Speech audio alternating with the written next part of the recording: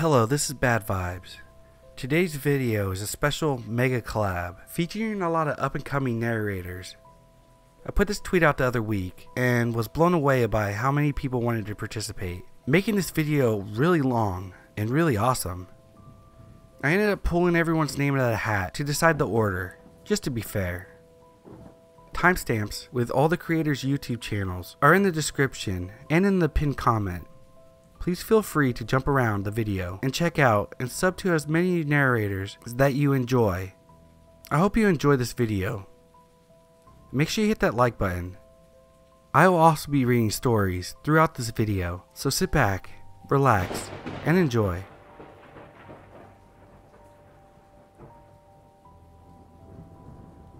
I am a female. It was a Thursday and I had my alarm set for 6 a.m. because I had school. I woke up to my alarm blasting in my ear. I grabbed my phone and turned off the alarm. I was awake and was glued to my bed, so I decided to go onto Instagram. That's when I saw it, someone standing 1 foot away from me.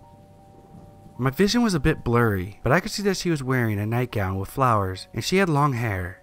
Her legs were so pale. She went in front of my brother's bed, moving side to side gently, looking at me. I was paralyzed. I couldn't move. I went under my covers and started rubbing my eyes and accidentally scratched myself. That's when I realized I wasn't dreaming. I pulled the covers off and she was still there. All I could do was call my brother's name. For my brother's privacy, I'll just call him Jack. I whispered while crying, "Jack, use your flashlight." I said this about 5 times while crying louder. He heard me on the 5th time and woke up and grabbed his flashlight. That's when she vanished and my dog woke up. I was still scared and crying as I told my brother what happened. I got up and still went to school.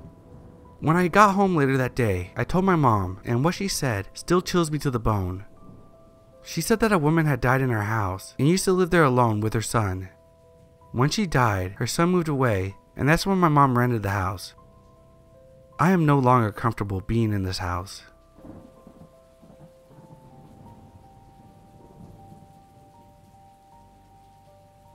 Before I begin, I want to put down some basic facts about my story. I was 13 at the time of this occurrence, and had been reading creepypastas and true stories since I was 11. I live in Carroll Island, a place where you can find a good amount of forestry everywhere. This was located in Baltimore Country, and I loved hearing Goatman stories about this place. I believe there's one in Carroll Island, but that's not the point. I love this bit of forestry, and always had since I was a child. I've been living in this same house since I was 7 or 8 years old. These forests, like any other town, always had some urban legend behind them. Some of these were mostly told by older kids, who were just trying to scare the others about wandering into the streets. The teens would always go into the woods and smoke pot and drink alcohol. I hated that, but it's how they got their kicks. I was outside of my house, sometime near January, on a full moon. This was when some of the killer clown bus started to die off, and eventually come back in April 2017. I never believed in them, and still don't, but that night, I think I did. I walked inside my house with me, my brother, and my friend, who we'll call Kyle.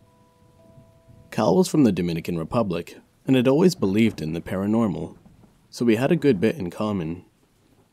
We walked into my brother's room, since it was the largest, and were watching Logan Paul's controversial Suicide Forest video. And once it was done, Kyle remembered it was a full moon, and that the clowns were out tonight. I called bullshit, and told him it was all hoaxes and insane people on highways. He doubted me by saying that if I didn't believe, they'd get me. I laughed at his remark to that, and told him to stop believing in all that stuff. That's when my brother, who I'll call Josh, sat up and said that I was just being a pussy. I told him he was a jerk, and that it wasn't funny. We got into a conversation for a good 10 minutes, when Kyle finally says, "Then, why don't you go prove it?" I said okay, and told them that I would be back. I know just the place to prove it. There was a little place down the road that was put there for a park essentially, and wasn't funded. The only thing it had was a small walk bridge that was pretty nice. We called it the Duck Pond, but it was actually Seneca Creek. I'm giving all the location details to give you a better understanding of how scary this place would have been at night. I left the house, got onto my bike, and rode off 2 blocks away. At the entrance of the park is another set of woods that is private property for houses on the water, and some abandoned houses inside. The entrance is easy to see, can't miss it, and personally, it looks pretty. As I was walking up to the entrance, I had noticed a foul odor. Keep in mind that this is wildlife, where things die and decompose. It wasn't helped with the stench of trash, reeking from the trash island. I was about to walk in the park, when I shit you not, something had spoken in a low, somewhat luring voice. "Hey there, kiddo. Why don't you come over here?" This is when I went into full panic mode. I am someone who isn't scared off so easily, but it was the thought that it could be someone out there, the unknown, which scared me. I turned towards a small patch of bushes near the entrance, and I see something crouched over, deep in the bushes, facing me. I couldn't tell if it was a clown or a demon.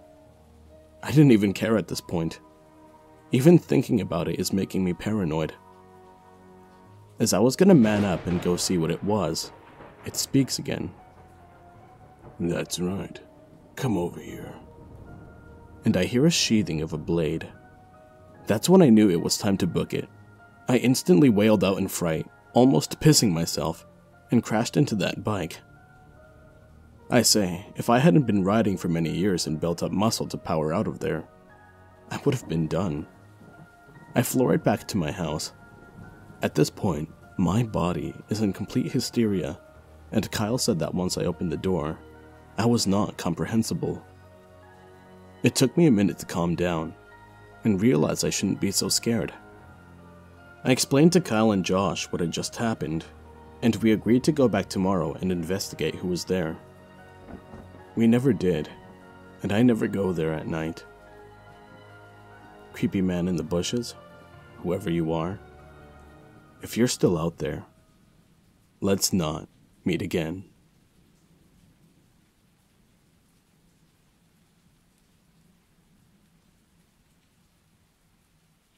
This happened directly to me. At the time of this story, I was a 12-year-old male who lived in California. For a summer trip, me and my family flew to Boise, Idaho for a week to stay with cousins. We stayed at their house for 2 days, and then came the best part. It was the best part. Until what happened, that is. On the 3rd day, we drove to a small city in the Rocky Mountains of central Idaho. They owned a cabin in Ketchum.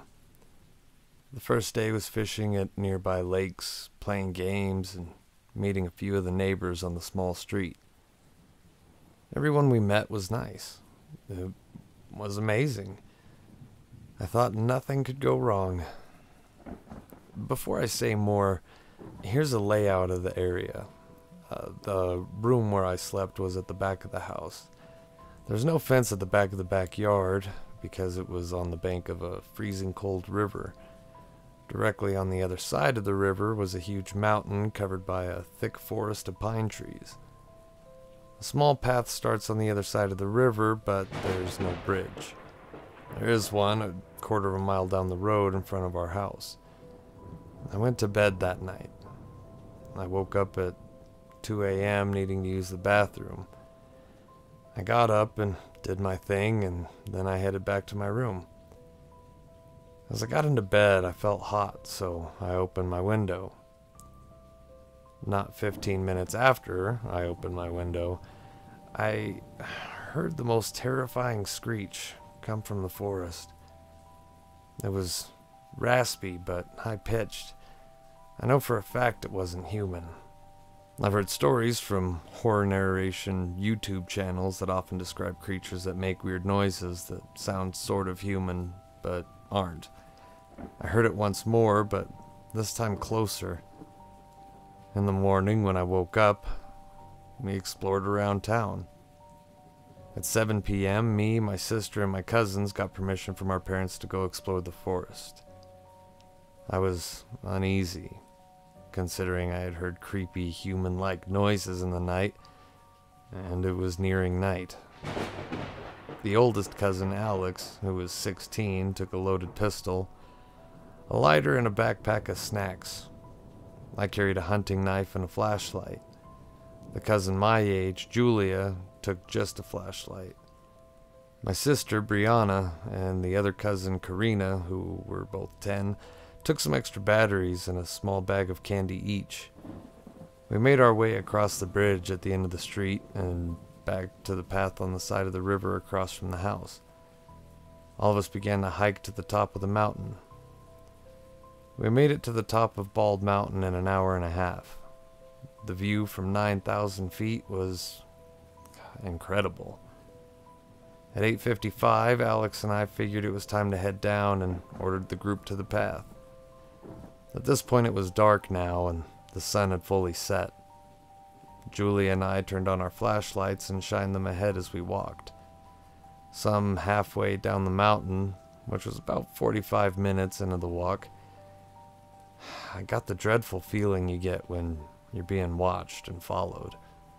Seconds later, something that was hiding in the bushes a few yards into the tree line that bordered the path ran off on our right. I brushed it off as some type of small animal.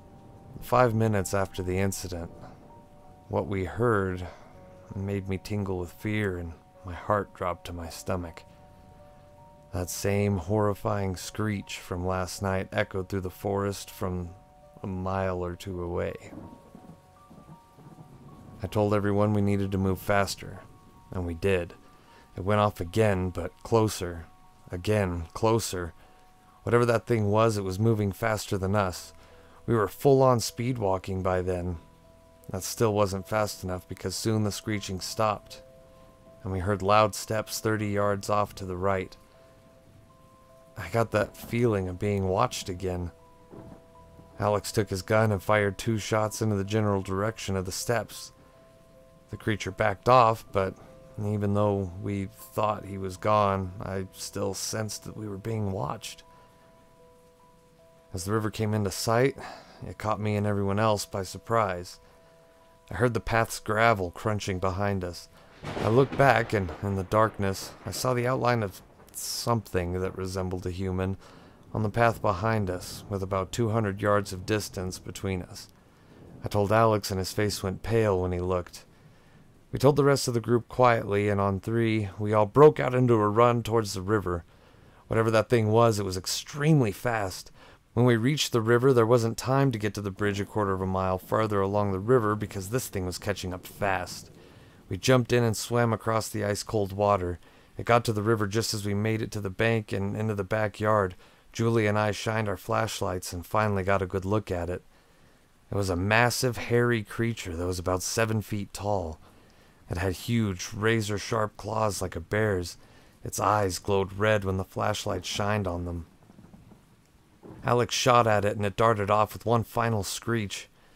We all looked at each other in pure terror, shock, and surprise. Alex explained everything to our parents. They didn't know what to make of it, and had never heard of anything like it. I'm thankful nothing happened to us, and that I noticed the creature behind us. If I hadn't, well, one of the others might not have noticed until it was too late. The next time I stay at that cabin, I'm not going alone into those woods at night.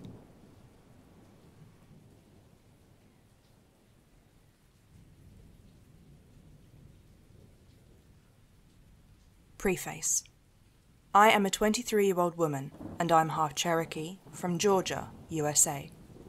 At the time that this story took place, my fiancé and I were living on a large farm in Maryland. We didn't use the farm, but we were renting a small house in the property, and we were free to come and go around the grounds. I was only 19 at the time this took place, and the only residents in our home were myself, my fiancé, and our cat and dog.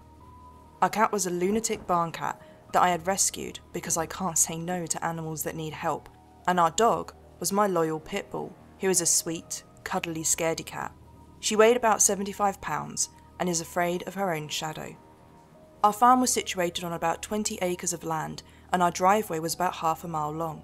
So usually, when I would get home from work, my loyal dog and I would go out for a walk, and usually I brought my fiancé with me. Not that I was afraid to go out alone, just that he spent too much time playing computer games and it would be good for him to use his legs. After our driveway, it was a 12-mile long road through woods and farms until it finally reconnected with civilization, so it was safe to say that we were far, far from other people, except for our landlord, of course.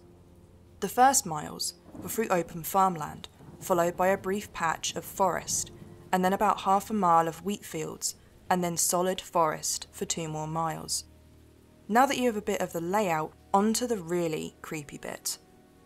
So, it started off like any other weekday evening.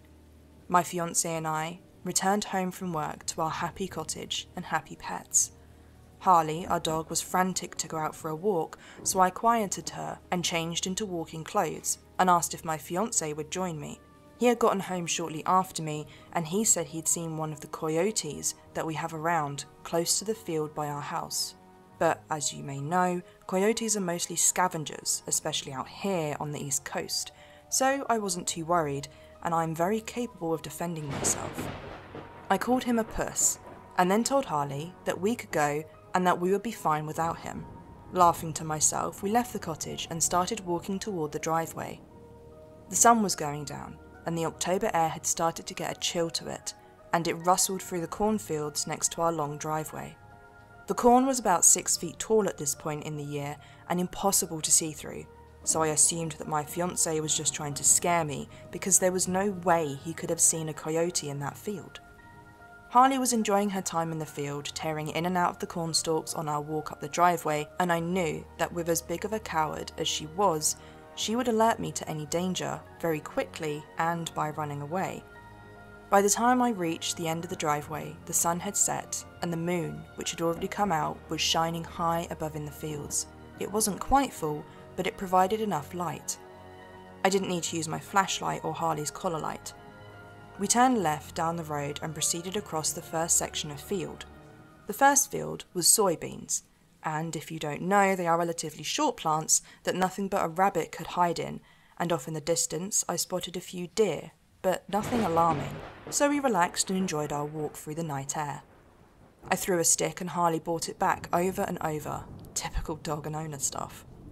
We reached the first small section of trees and Harley stopped and bumped into my leg, letting me know there was something ahead.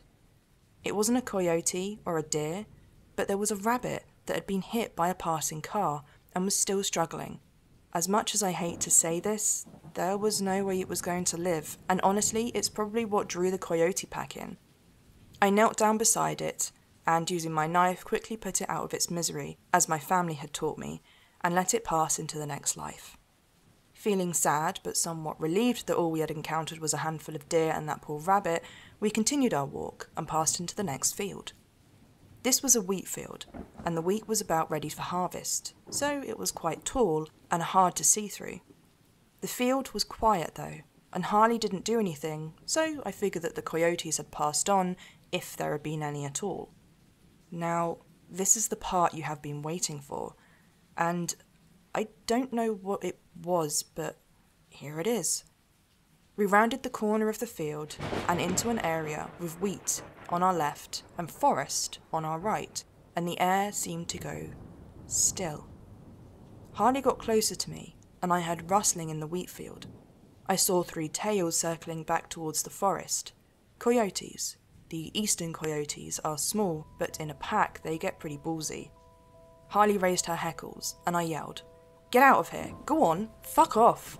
as loud as I could, and the coyotes, startled, scattered off into the trees.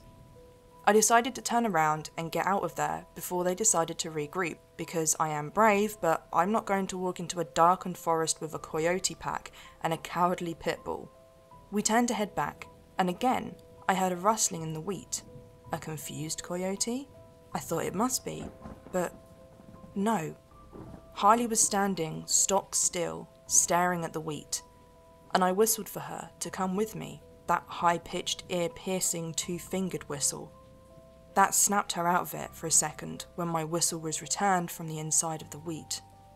All of a sudden, all of the family legends I had heard came flooding back to me, and I expected to see a tall, thin creature emerge, but nothing did.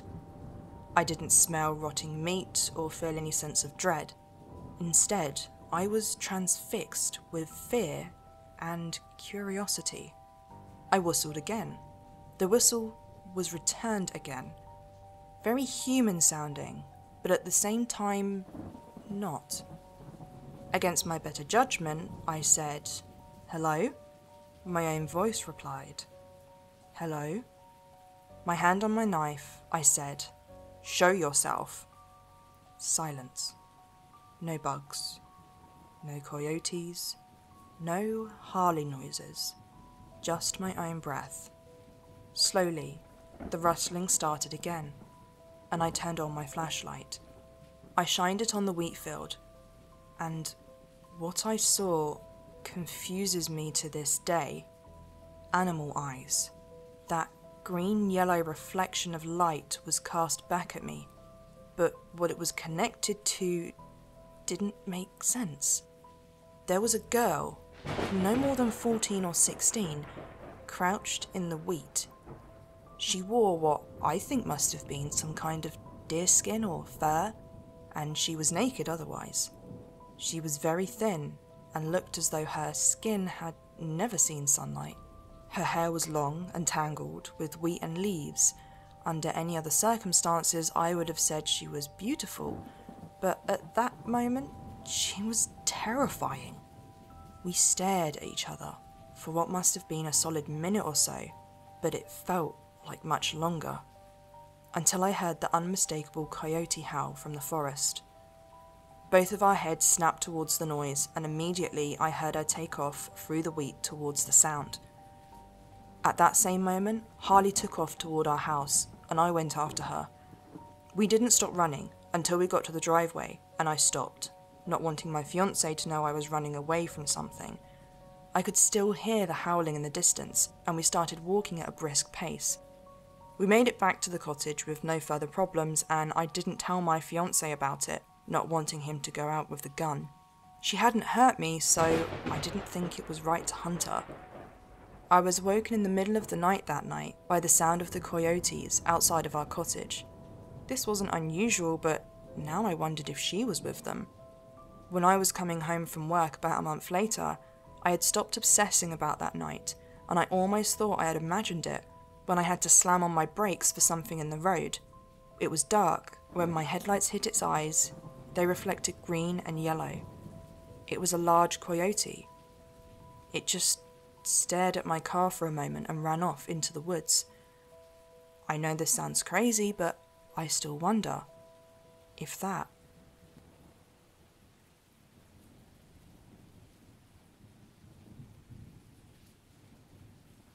I'm a male that's 13 years old, and I was 13 when this event happened.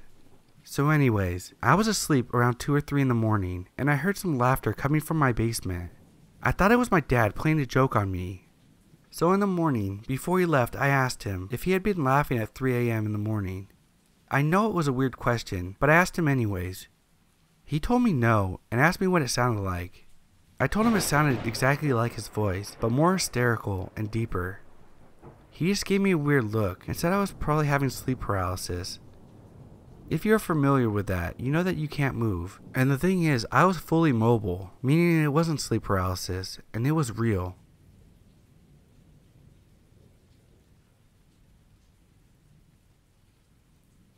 The following is a very true experience. I never actually wrote this down before, and I don't know if anyone has experienced this too. This happened between 1989 and 1990, and I was about the age of 4 years old.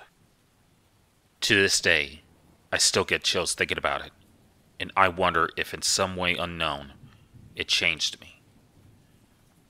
My parents had a house in the Inland Empire of Southern California, and at the time, my brother hadn't been born, so I was still the only child. To give you a layout, my parents' house was a 2-story house located in a cul-de-sac. On the bottom floor, there were 2 bedrooms, a bathroom, a living room, and the kitchen. The second floor was just the master bedroom and bath. All you could see from the street was the garage and one of the bedroom windows on the bottom floor, and the window of my mom's bathroom on the second floor. To get to the front door, you had to walk along the cement pathway that ran along the side of the house. You had to pass the first bedroom that you could see from the street, then past the bathroom window, then another bedroom window, and then you will be at the front door. The backyard was beyond that point. My bedroom at the time was the bedroom next to the front door. Now, for some reason, my blinds were completely down at the bottom of the window. There was about a 6-inch gap with nothing covering it. I was pretty young, so I didn't really care much about it then. The bed was in the middle of the wall across from my bedroom door, and to the left was the window. According to my mom, this all happened right before midnight. My mom was asleep in her room upstairs, and my dad was a policeman that worked nights in another city. I was fast asleep in my room, and out of nowhere I suddenly awoke, looking up at the ceiling. I don't know what woke me, or if I just popped awake on my own. After my eyes adjusted to the nightlight of my bedroom, I sat up and started looking around my room. All of a sudden, something caught my eye at the window, in the gap. First I thought it was the street light reflecting on the window, but I knew for a fact that there was only one street light, and what I was looking at was 2 ominous glowing spots that were spaced apart as if on someone's face. Then I thought, is that a cat looking at me? And yes, I vividly remember thinking these things, trying to debunk this at 4 years old. I remember then that my cat Chelsea's eyes would reflect at night. But this looked different than that. The cat's eyes would almost have different colors when reflecting. These were 2 very solid, bright white glowing eyes, looking straight at me. I just stared at them, frozen stiff, trying to make sense of what I was seeing. I couldn't see a face at all. The eyes were just so bright. Nothing else stood out. That void, or face, around the eyes looked blacker than the night. I thought again, well, if it's a cat, how could a cat be big like a person? And why would a cat stand up to stare in my bedroom? The curiosity got to me, and I went for it.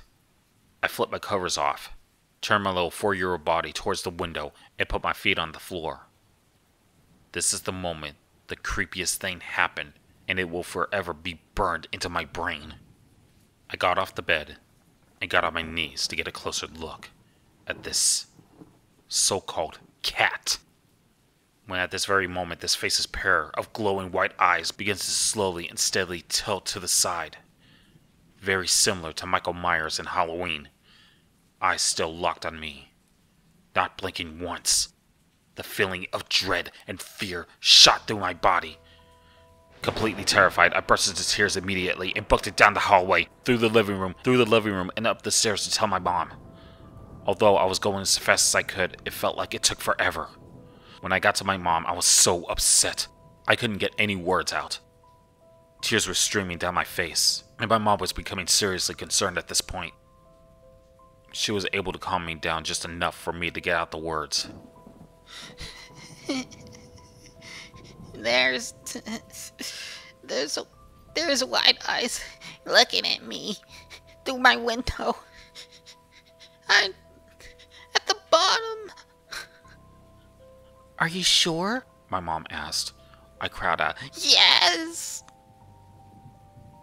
She didn't even go down to look. She just called the police. I don't remember the time it took for them to arrive or what they said because I finally fell asleep on my mom's bed.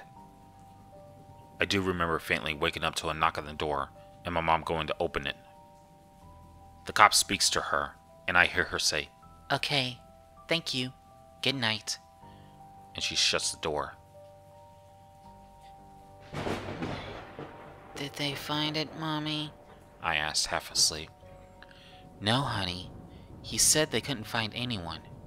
My mom told me softly. It's okay now. Just try to go back to sleep. It's safe to say that the next day, my whole window was covered.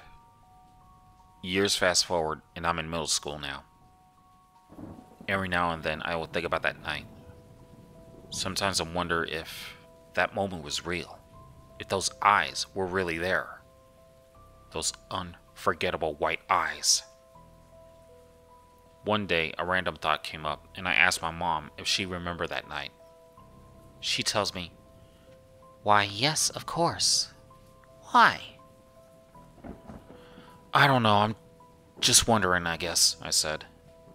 Then my mom proceeds to say, Well, I never told you this, but when the deputy came out that night, he told me they made it a priority to get out of our house as soon as they could, because not very long before I called 911, they received another call from someone else reporting that someone was looking in their window. In our same neighborhood. Hearing that sent chills down my spine, and to this day I wonder who or what was looking at me that night.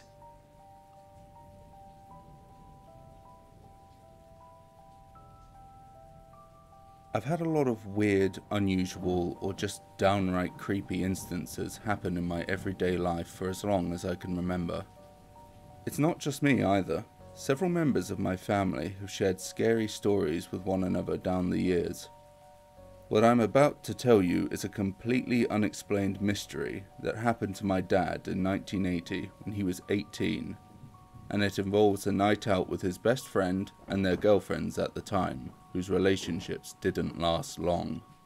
It may not seem relevant, but the events in this story are one of the reasons for that. My dad grew up in Manchester, England in the 1970s. As my dad was looking for work and balancing university, he had a night out every Friday and Saturday night, usually with his friend, who I'll call Wayne for privacy reasons. Despite my dad's thirst for alcohol, he never used drugs or smoked weed, even though his friends did. Wayne, my dad, and their girlfriends at the time arrived at a nightclub in Manchester, England, one Friday night. None of these four were intoxicated yet, so the eagerness to get hammered kicked in. My dad bought the round of drinks, but before he could take a sip, he was busting to use the restroom. So he handed over the drinks to his friend and girlfriends while he went to use the John. The club was not busy yet, as it was only 11 PM, so the line for the toilet was very small. Security guards kept an eye on drug users and people falling asleep, or simply being too drunk or wanting to fight in the bathroom. My dad did his business within a couple of minutes, and after washing his hands, opened the door back to the dance floor to a pit in his stomach. The last song of the night was playing. This song played every night the club was open to signal it was a last call. My dad couldn't piece together what was going on. How could the last song of the night be playing? He asked the bartender for the time, and the bartender's watch was 5 minutes to 2 AM. Stunned, my dad couldn't understand how a bathroom break for a couple of minutes went over by 4 hours. He was slapped hard in the face by his girlfriend, accusing him of leaving the club to be with another girl. Even my dad's friend Wayne had a smirk on his face, eagerly awaiting to hear who the girl was. My dad was not amused, and was extremely angry, not understanding what was going on. Was the whole club playing a joke on him? Did he fall asleep in the club? Wait, the security would have thrown him out if he was asleep. He couldn't process what was going on. He went home and took 3 shots of vodka, trying to calm down. To this day, my dad cannot figure out what happened that night. and 39 years later he still swears to this day he was sober that night at the club. Months after that night, he met my mum in the same nightclub, his first time back. Questions will surround the night at the club seemingly forever. Was my dad abducted by aliens? Was he thrown into another dimension? Or did someone drug him and bring him back into the club? We'll probably never ever know what really happened, but if something did, I'm glad my dad doesn't remember it.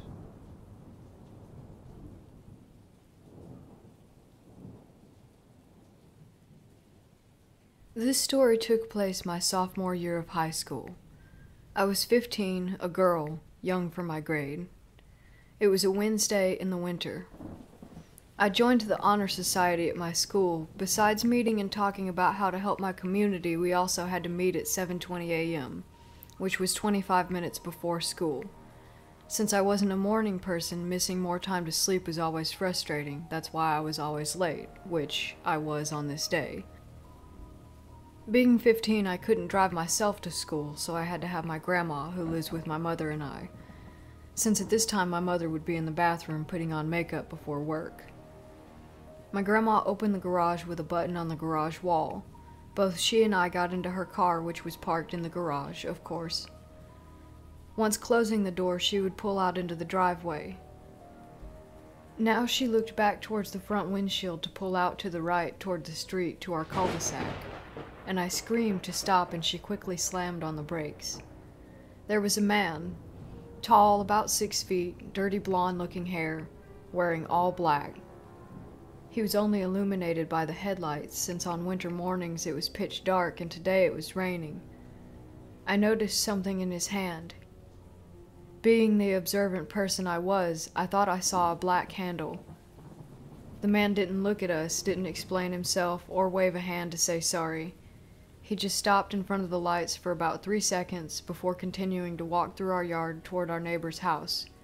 We watched him disappear into the dark. I live in a neighborhood where we all know each other and watch out for each other. We all own about 1 acre of yard. Recently, my neighbors have been having work done around their houses with taking down some trees and fixing up their house. So my grandma, with her heart of gold, continued driving as we discussed what just happened. She assumed he was just a worker. I knew he wasn't. I told her I thought he had a knife, and she brushed it off, saying, maybe it was just a worker holding a dustpan or a shovel. He could have just been using our yard as a shortcut. But no. Something told me I had to warn my mother. So I began trying to text her, but no texts were sending, nothing was going through. I texted, "Lock the door." But when it went through, she didn't understand. She questioned me, saying, "What? Why?" At this point, I called her, quickly explaining the situation and yelling at her to bolt lock the door. She did, and not a second later, he opened our screen door and tried to open our handle. When it wouldn't work, he tried to kick the door down. My mother then called the police. I don't know how quickly the police arrived, but we live in a small town, so I assume the response was fast. When the police arrived, she told them what happened, and they wrote up a report. Later that morning, the man was found a couple roads down. He tried to get into some other houses too, and he ended up getting into a house, and a man had chased him out with a shotgun.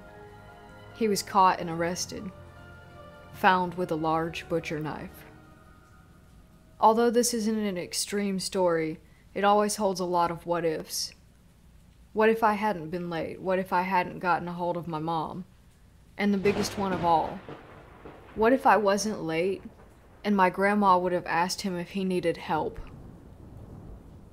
I'm now a junior in high school and it's been about a year, but the effects of this encounter still haunt me.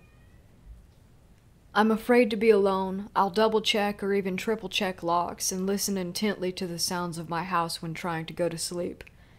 If I hear something, I'll try to go check it out. He's made me paranoid, but I guess my fears are rational. After all, who expects their own home to be the site of a creepy encounter?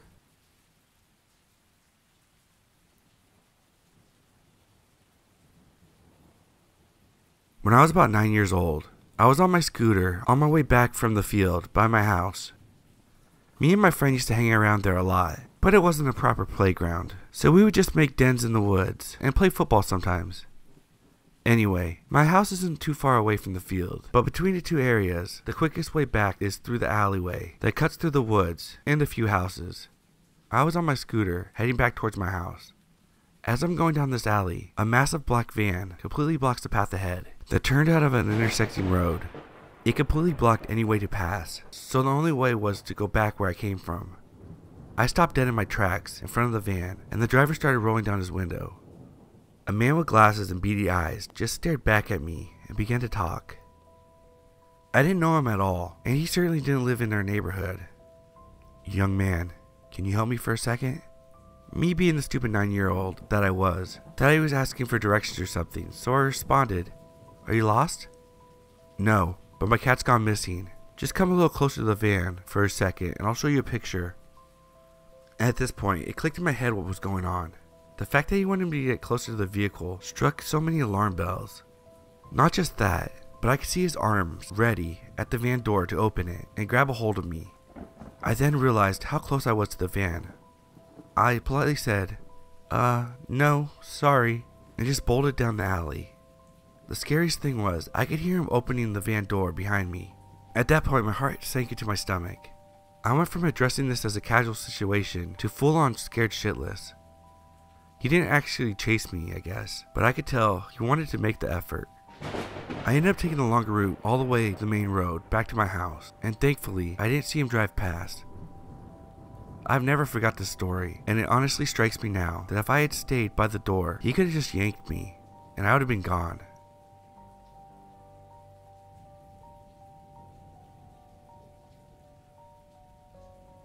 About 6 years ago, when my cousin, we'll call him James, was 15 and I was 7, our parents left us to go to a wedding.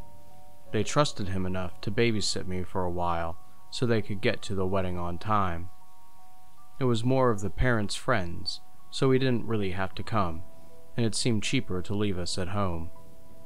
It was sometime in fall, maybe the first week of November or so.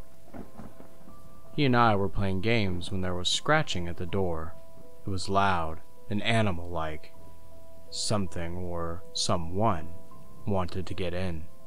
James had gotten up and walked over to the door to look at who it was, only to have the door kicked. It was like something wanted to break the door down. James had started to get nervous, and he looked at me. He was scared, and today I still don't know why. He was completely silent, and he quickly ushered me upstairs. It was only around 7, but it was dark, and he insisted that it was my bedtime. He tucked me into bed and went back downstairs. This was my aunt and uncle's house, and they hunted. They had a small amount of guns, and I could tell when James went downstairs again, he went to go and grab one of the guns. I started hearing loud shuffling outside in the leaves, and I called for him to come back upstairs. He was up and next to my bed in less than a second with a gun in his hand. I told him about what I was hearing outside and how I was scared. He looked outside and said there wasn't anything there. By then, the scratching and kicking at the door had stopped, but I was still scared by someone trying to get in and hurt us. James stayed in my room and insisted we would be okay. I fell asleep, and from what I know, so did he. At around midnight, the shuffling began again, and it was in the house. I immediately started to cry, and that woke James up really fast. He got up and walked out of the room and stood at the top of the stairs. Seconds later, I heard him shoot something and a scream. He ran right back into the room and blocked the door with everything he could find. I was still bawling my eyes out and barely registering what was going on. James sat on the bed next to me and tried to comfort me, but I was having none of it. I kept wailing at the top of my lungs. A minute or so later, there was scratching at the bedroom door. James grabbed his phone and called the police, with me now trying to push him so he's in front of me. I wanted to be far away from whatever that was. The scratching continued, and it seemed like hours till the police arrived. The sirens seemed to scare whatever that thing was. I don't remember much from what happened, and James only ever tells the story when I'm not around. I'll never know what was scratching at the door.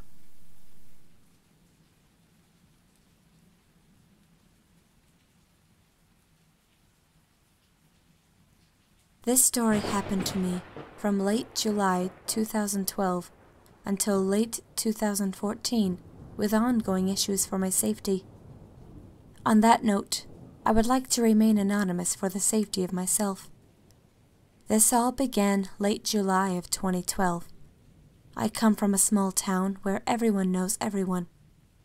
I had just turned 18, and like most 18-year-olds in my town, we would like to go drinking down at the beach and have a bonfire. I would have my regular group of friends who I would hang out with and would go for drives over to the bigger cities and find things to do. I was on one of my drinking nights with a close friend of mine. We'll call him Adam. So Adam and I went for a drive from my parents' house to the rural area of the town and decided we want to go out to the big city to go watch a movie. After saying goodnight to the parents and hopping into Adam's car, we went to the movie theater and had a good time. After the movie had finished, we decided to go to McDonald's and get food. This is where I meet the man who ruined my life. He served my friend while I stood beside him at the counter, busying myself with my phone, texting friends and whatnot, while Adam placed our orders.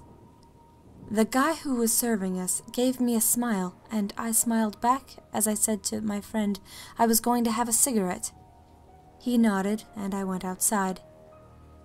Moments later, he walked over with our food, and the guy who served us was walking behind him. He came and stood next to me as he asked for a lighter and introduced myself. We'll call him Chris. So Chris sparked up a conversation and gave me his number, and said he would like to take me out sometime for a movie or something. I agreed and made plans to see him the following weekend. After about a month of spending a lot of time with Chris and him coming out to my parents' place, we agreed to make our relationship official. He would spend most weeknights at my parents' house. I lived in a granny flat on my parents' property, and drop me off at school in the morning, to the disgust of my friends who all caught the bus. One morning, after Chris had stayed over and was driving me to school, I said to him that we should pull over next to a school bus which was waiting for students to climb aboard. One of my friends was waiting next to the bus, so I stuck my head out the window and told her to climb in. This was mistake number 1, introducing the two of them. A few weeks later, after my friend met Chris, we broke up, and it was a messy breakup. Shortly after the breakup, the scary shit began to happen. I would hear people walking around the gravel driveway at random hours of the night. I would see Chris's car sitting down at the end of my parents' road under the street light before I would go to bed. The stalking progressed to where I could hear him standing outside my ranch slider, talking to someone, and then trying to jiggle open the garage door and walk around on the gravel. Things began to really become scary for me when I would receive phone calls and texts from a random number during class about how this person was watching me as I would walk to the bus every morning, and what my parents were doing throughout the day, and threats with things like how they were going to break into my house and rape me, and then hide my body somewhere deep in the forest where no one would ever find me. At this time, I was sitting at the end of year exams and preparing for university applications, and feeding all sorts of information to my friend, who we'll call Julia. She, unbeknownst to me, had been spending more time with Chris since the first introduction when we gave her a lift to school. This was a fatal mistake on my behalf, because she knew exactly where I was going to be, what my timetables were, and when I would most likely be alone and an easy target for Chris to find me. They began to date, and the texts became more frequent from the both of them. Even an attempt to harm me one evening, when I was staying late with people from my drama class working on our final performance for the year, and would be alone in an easily accessible classroom till about 10 p.m. Some of my classmates noticed his car parked across the road from where our classroom was, and said it looked like there were 2 figures sitting in the car waiting for me to come out. I freaked and I rang my mum and informed her. She came and collected me and took me home, watching the road to make sure they weren't following us. The shit really hit the fan when I became so scared that I had to go to the police about the messages I received, and the fact that there was someone coming onto the property to try to break in and harm me or my parents. Chris carried weapons in his car because he liked to hunt, and I knew it was also for security purposes because he was in the underground world of drugs. Once I had lodged a formal complaint against Chris and informed the police of his weapons he had had on his person and in his home, so the police went around and had a look for everything, but they found nothing, which set him off even more. That evening he sat down at the end of the road as per usual and waited for all the lights to go out, then came up along the front paddocks of the house and up the driveway. I was sleeping in my parents' living room, which is right beside the driveway, along with big open windows and ranch sliders to my brother's rooms. I heard him walk along the side of the house on the driveway and towards my flat, thinking I was in there, and I heard the sound of a gun being cocked. I sat up for a moment, thinking what I should do. I commando crawled down the hallway to my parents' room and quietly said to my mom, "Someone's outside. Mom, get up, there's someone outside." My dad bolted upright, grabbed his robe and his .22 rifle and ran out of the kitchen door, setting off the sensor light, and bolted down the driveway, chasing after someone running through the information paddock. After that night, things calmed down for about a month, till I was packing up to move 10 hours away to a new city. The night after I left, my mum rang to say someone had been in the house and had walked in with muddy boots on because there were rather large footprints all through the house, as if someone was trying to scope the place out. Odd things would happen at my parents' place, like trees would get cut down in the middle of the night, or a car would drive super slow past with its lights off at odd hours of the night. Things started happening to me down at my new apartment. Each morning when I would go out, there would be a car always parked across the road with windows tinted out, watching me, and I would receive voicemails of a violent nature from private numbers. This kept up until last year when it all stopped. No phone calls, no sightings of random cars, no odd things going on at my parents'. Every time I go home, I never tell anyone when I'm leaving, and when I'll be back at my parents' for my own safety. I get flashbacks when I hear something like a car backfire, or a car similar to Chris's driving around. I always keep my home address private, and my phone number restricted for my own safety, because he is always hunting for me, and I don't want to put other people at risk. I always say to my mum, if I go missing, we know where to start looking. Side note, I want to thank you for reading this. I wanted to get my story out for the safety of others and to share something that has plagued myself and my family for years. I needed to share this story in case something should ever happen to me. God forbid, because I know some things I was not meant to know about, and it's made me a target for some dangerous people. Thank you once again. Update. So, this was originally written at the end of 2015 and kept private because there had been a spark of activity. I had traveled home for the Christmas period. I was due for major surgery in January, which meant I couldn't spend time with friends or family after it, along with a death in the family. Stupidly, my sister had said to a few friends who are well known for not keeping their mouths shut, and see Julia on a regular basis, that I was going to be home till the end of January. I wasn't actually at my parents' home till the end of January, but my father had an encounter with Chris. First time in 3 years we had seen him, and he had pulled up alongside one of the fences and stuck his head out the window.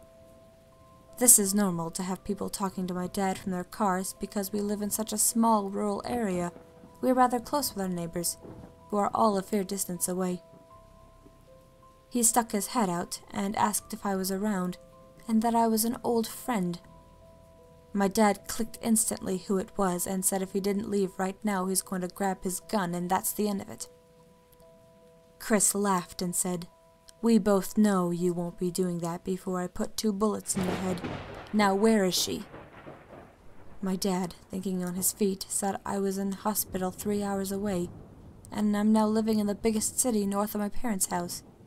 He thanked my dad and said to him to watch his back. My dad didn't tell me this when I came home for recovery because he didn't want to stress me out, but I changed my cell phone number and made sure my social media was extremely tight, with no geotags or anything that could give away where I am.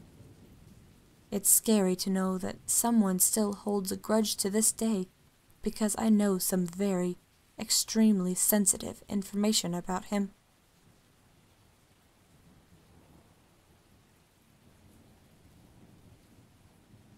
This happened to me one crisp autumn morning while I was walking to my bus stop when I was a freshman in high school. I played the cello, and still do, and my high school orchestra had signed up to play in a local school orchestra festival that day. So I was a bit dolled up with makeup, a nice twisted hairdo, and a floor-length black dress with a pair of shiny flat black suede shoes. I decided to not take my cello and use my school's cello instead, to avoid the risk of damage and theft. Well, it turns out that my cello wasn't the only thing I needed to worry about being damaged or stolen that day. I said goodbye to my family as I rushed out of the door, binder in arm and backpack in tow. When I got past the edge of my lot, a white, unmarked delivery van without a license plate drove past me and slowed down for a moment, as if the driver was looking for something. I said goodbye to my family as I rushed out the door, binder in arm and backpack in tow. When I got past the edge of my lot, a white, unmarked delivery van without a license plate drove past me and slowed down for a moment, as if the driver was looking for something. Warily, I quickened my pace as I watched the van drive to the end of my cul-de-sac and turn around. I noticed that the van was hanging back a ways and going very slowly. I thought to myself, okay, this is creepy, and walked even faster. Then, the unthinkable happened. I tripped over my dress, and my binder went flying out in front of me, spilling some of its contents. I heard the van speed up behind me as I scrambled to pick everything up with my bloody hands and run away, but it was too late. The van had caught up with me. The driver opened his window. "Are you okay? Do you need to ride to school?" he said. He looked to be about 35 to 40 years old, had ear-length reddish-brown hair, brown eyes, and a skinny build. His eyes were bloodshot, and his movements were very fast, as if he was tweaking out on some sort of stimulant. "I'm fine," I said. "Just leave me alone." "Are you sure you don't want to ride?" he called as I walked away. "Yes, I'm sure. Now stop bothering me before I call the police," I exclaimed as I tried to run away. Thankfully, my dad's friend was working on his front yard and came to my aid when he realized that I was in trouble. The creep tried to convince him that he was just trying to help me, but seeing how distressed I was, and the fact that he kept following me around, put up his red flags, and he didn't buy it.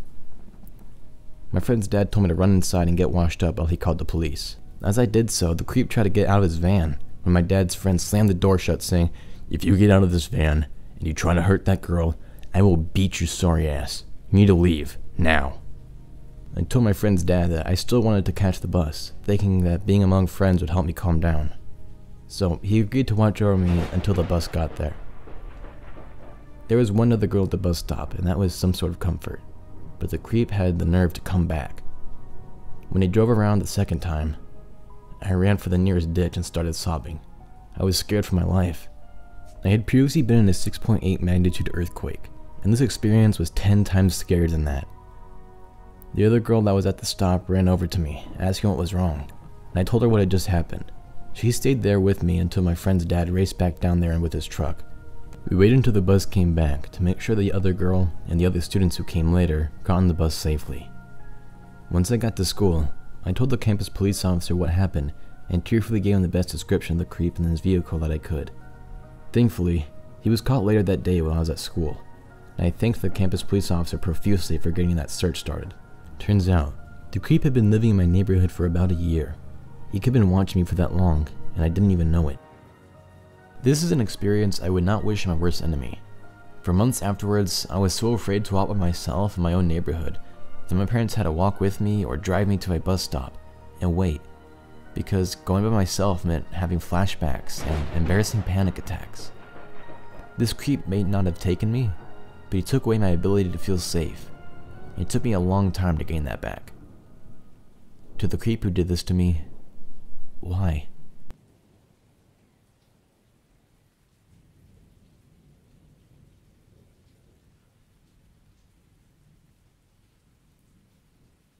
I'm a water treatment plant operator. Been doing this for about a decade. I've been the night shift guy my whole career. The nights are normally quiet and can be boring if everything is going as planned. My plant has a few different buildings. The oldest is 60 or so years old. The main building is where I spend the majority of my night shifts, and is only roughly 20 years old.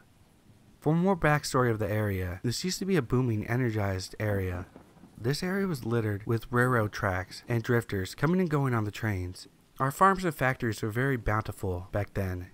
Now that you all understand that with success in the area, there's also a darkness. From the settling of the area, wars with natives, and even into the 30s and 40s of people being killed on train wrecks and bad business deals, the grounds are laced with darkness. The silence of night shifts can be eerie all on its own. Lots of bumps and bangs in the dim lit darkness. On the night that I'm about to speak about, everything started as normal. I came around sunset, got the nightly Passover, and began my work. Around midnight, I had to do my rounds around the whole property while getting the nightly pump numbers. I made my rounds with nothing but a flashlight around the main building. The oldest building is a good walking distance away from the main building. I set out in the darkness, heading for that building. I must also add that we aren't in the nicest area of the town. However, I'm a big guy, and I can hold my own. As I made my walk, I got an uneasy feeling. I've gotten this before, but I have a job to do, and nothing came of it. I rounded the corner and unlocked the door. As I did this, the hairs on my back and neck stood up. Again, I have a job to do though. I opened the door and there stood nothing. I walked in and proceeded to get my numbers. As I turned to shut the door, I looked down the hallway to see a woman in pure white looking at me through the other door. I almost jumped out of my boots and pissed myself a little. As I came back to reality, I once again made eye contact with this entity. As soon as I met her gaze, everything in me said, "Hey, your life is in danger, buddy." Her face was distorted and started to shift around. I was now frozen as she shifted into what looked like an Indian warrior. His eyes were glowing. As I got to my feet, he shifted into a huge wolf creature. The growls were chilling to say the least. It snarled, then ran towards me. I didn't even have time to shut the door. I ran as fast as I could, screaming bloody murder. I felt as if it was trying to bite my backside. It got a hold of my pant leg and tore it to shreds. I stumbled and rolled, but somehow managed to get back on my feet. I darted to the main building, and as I shut the door, I heard a loud thud on the other side. I locked the doors and cowered inside. I could hear the thing growling and scratching at the walls. I got the courage to look out the window, just to end up face to face with a white lady again. I called the police and had them sit with me until the sun came up. No one else has ever seen the white lady since. It's still quite freaky, but I had a job to do.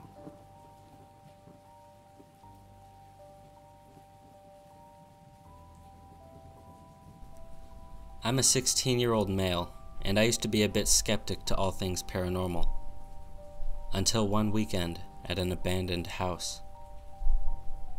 To give some backstory, I was with my two best friends at the time, Delaney and Julia. We were home alone and bored at Delaney's house with nothing to do. I can't remember whose idea it was, but one of us had the idea to drive around some of the old dirt roads and check out abandoned buildings. There are a lot of abandoned places around where we live. It's pretty far out in the country, surrounded by either farms or woods. So we went to the first two old tobacco houses, took a few pictures, and just sort of goofed off. We got back on the road and saw an old unkept driveway. Keep in mind, hardly anyone lives on this road. So we decided to drive down the driveway, despite Julia saying we shouldn't because it didn't feel right to her. Not the fact that it'd be trespassing, just that she had extremely bad vibes about the place. However, Delaney and I insisted. We drove down it, and it went pretty far back into the woods. This is where weird things started to happen. We parked the truck in a little clearing and noticed an abandoned house in the distance. However, before we got out of the truck, the front sensor went off beeping like crazy. Then so did the back one. It was as if someone had walked around the truck. The weird thing about this is we were parked in a clearing, so there was nothing to make the sensors go off. Even if there were, they would have gone off before we even parked the truck. It wouldn't have just randomly gone off in that order. Delaney and Julia were kind of freaked out, but I just ignored it. It wasn't until later that this would freak me out too.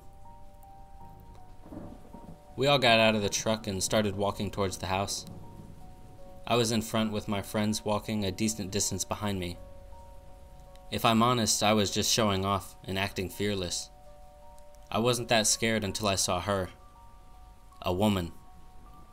A woman with dingy, unkempt hair in a colonial-style dress, looking around the corner of the house. She looked at me and just put her finger up to her lips and shushed me very loudly. Imagine feeling as if all sense of safety and protection is gone and you don't feel at all happy. My heart felt like it stopped. I started crying, I was so scared. I knew she wasn't human. I don't know how, I just knew. I turned around to my friends and screamed, "Run!" and started sprinting back to the truck. My phone flew out of my pocket about halfway back to the truck.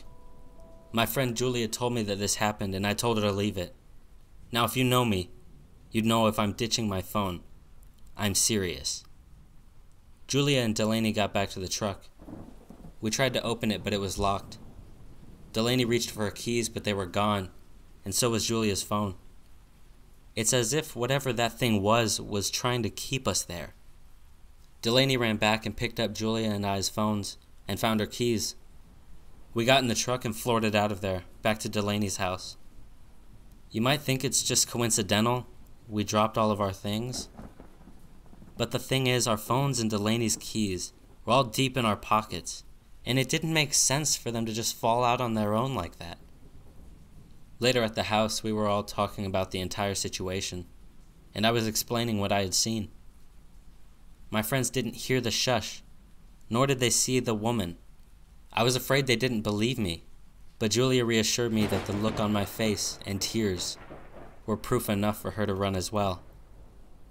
We later found that there have been a few sightings of ghosts on that road by workers at Fort Pickett, a military facility nearby.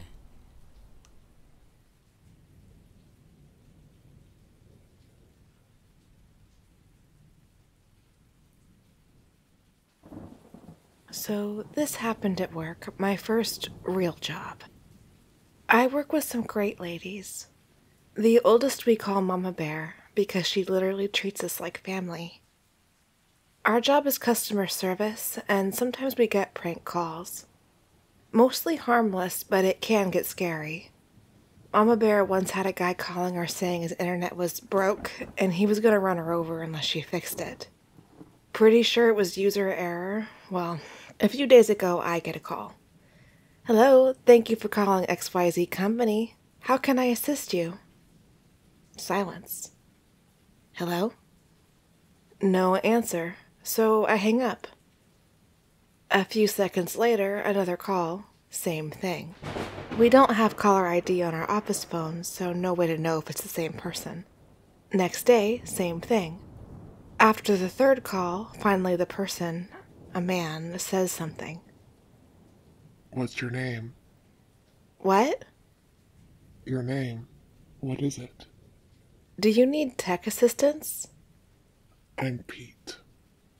"Do you need tech assistance, sir?" "I need you. You're a goddess. I'll call you later." He hangs up. Creepy, but I brush it off and joke about Weird Pete to my coworkers. They laugh, and I get dubbed the Almighty Goddess all day. Next day, a fellow coworker gets a call from Pete. He gives his name, and he says he wants to speak to the goddess. Yeah, I had already told him about Pete, and now here he was again. He couldn't ask for me by name because I never gave it to him, but it's pretty clear who he wants to talk to. My coworker puts him on hold and tells me he wants to speak to me. I'm getting weird vibes and shake my head.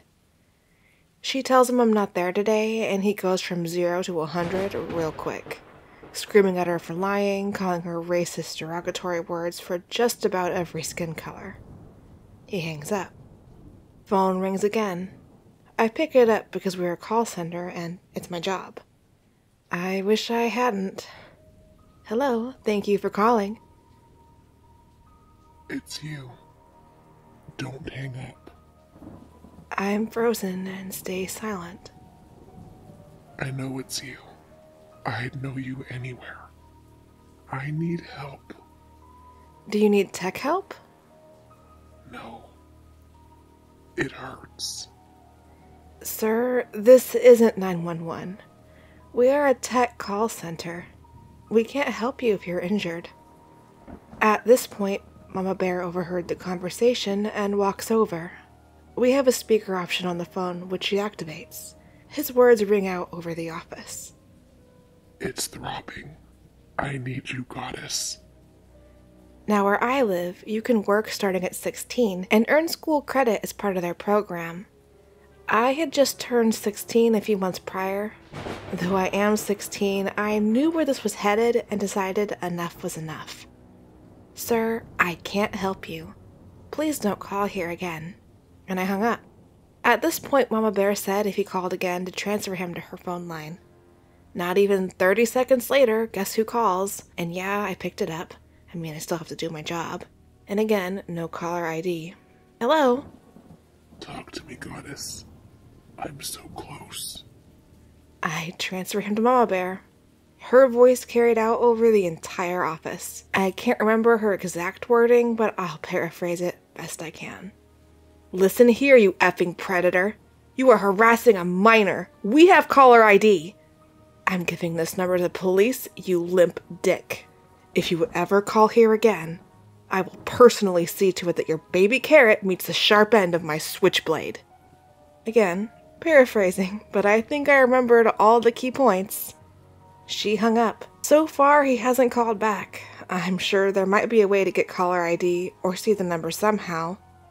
But I decided to turn the issue over to management and let them deal with it. So, Creepy Pete, who harassed me over the phone at work, let's never meet.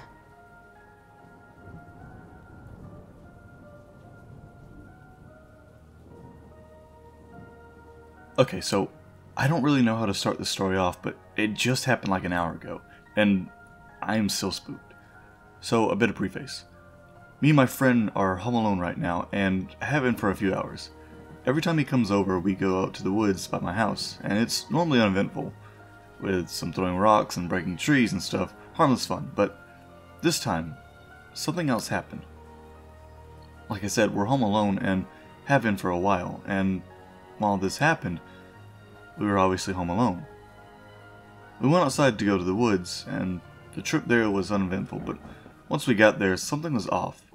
Everything was dark. Tons of trees had been knocked down, and the entire place was not like I remembered it being. We kept going in, still having our usual harmless fun, and at one point my friend turned to me and said we should go back. I looked at my phone and decided it had only been about 30 minutes, and so we might as well stay a little longer, because it'll be a few hours until anyone would want us back home. We continued on, finding a few strange things like an old crushed Mountain Dew can, probably 10 to 20 years old, and a toy boat which had been completely destroyed by the wind and water and other things, and was probably even older than the can. Our plan was to go further. Our plan was to go further than I had ever been into the woods, which isn't very hard for us because I've barely been that deep. After walking for a while, we came to a landmark I knew of that marked about the deepest part I've ever been in. A while ago, when I was going in far, I came upon a bridge built on a log that fell over a river in the middle of the woods. However, one thing was different. There was something sitting on top of it. Whatever was on it was small and resembled the head of an animal. When we got closer and got a good view of it, it was a deer skull, pearly white and clean, sitting on the bridge, with no clue as to who put it there, and where the rest of it was. Behind the river was a huge hill with a creepy small house on it, and while we were looking around, I heard a creak or some other high-pitched noise from up towards it. Freaked out, we began to run. From behind me, I hear my friend scream, and I hear him running behind me. We both kept running, and once we reached the edge of the woods, we stepped onto the road. I asked him why he screamed, and he said he heard footsteps next to him. We quickly made our way home, and when we got there, the garage door was open. Not knowing if I left it open or not, we ran inside, locking the door and checking the house and turning the alarm on. Now we're sitting here. By the time I finish this, it's nearly 2 hours since, and I still can't shake the fear.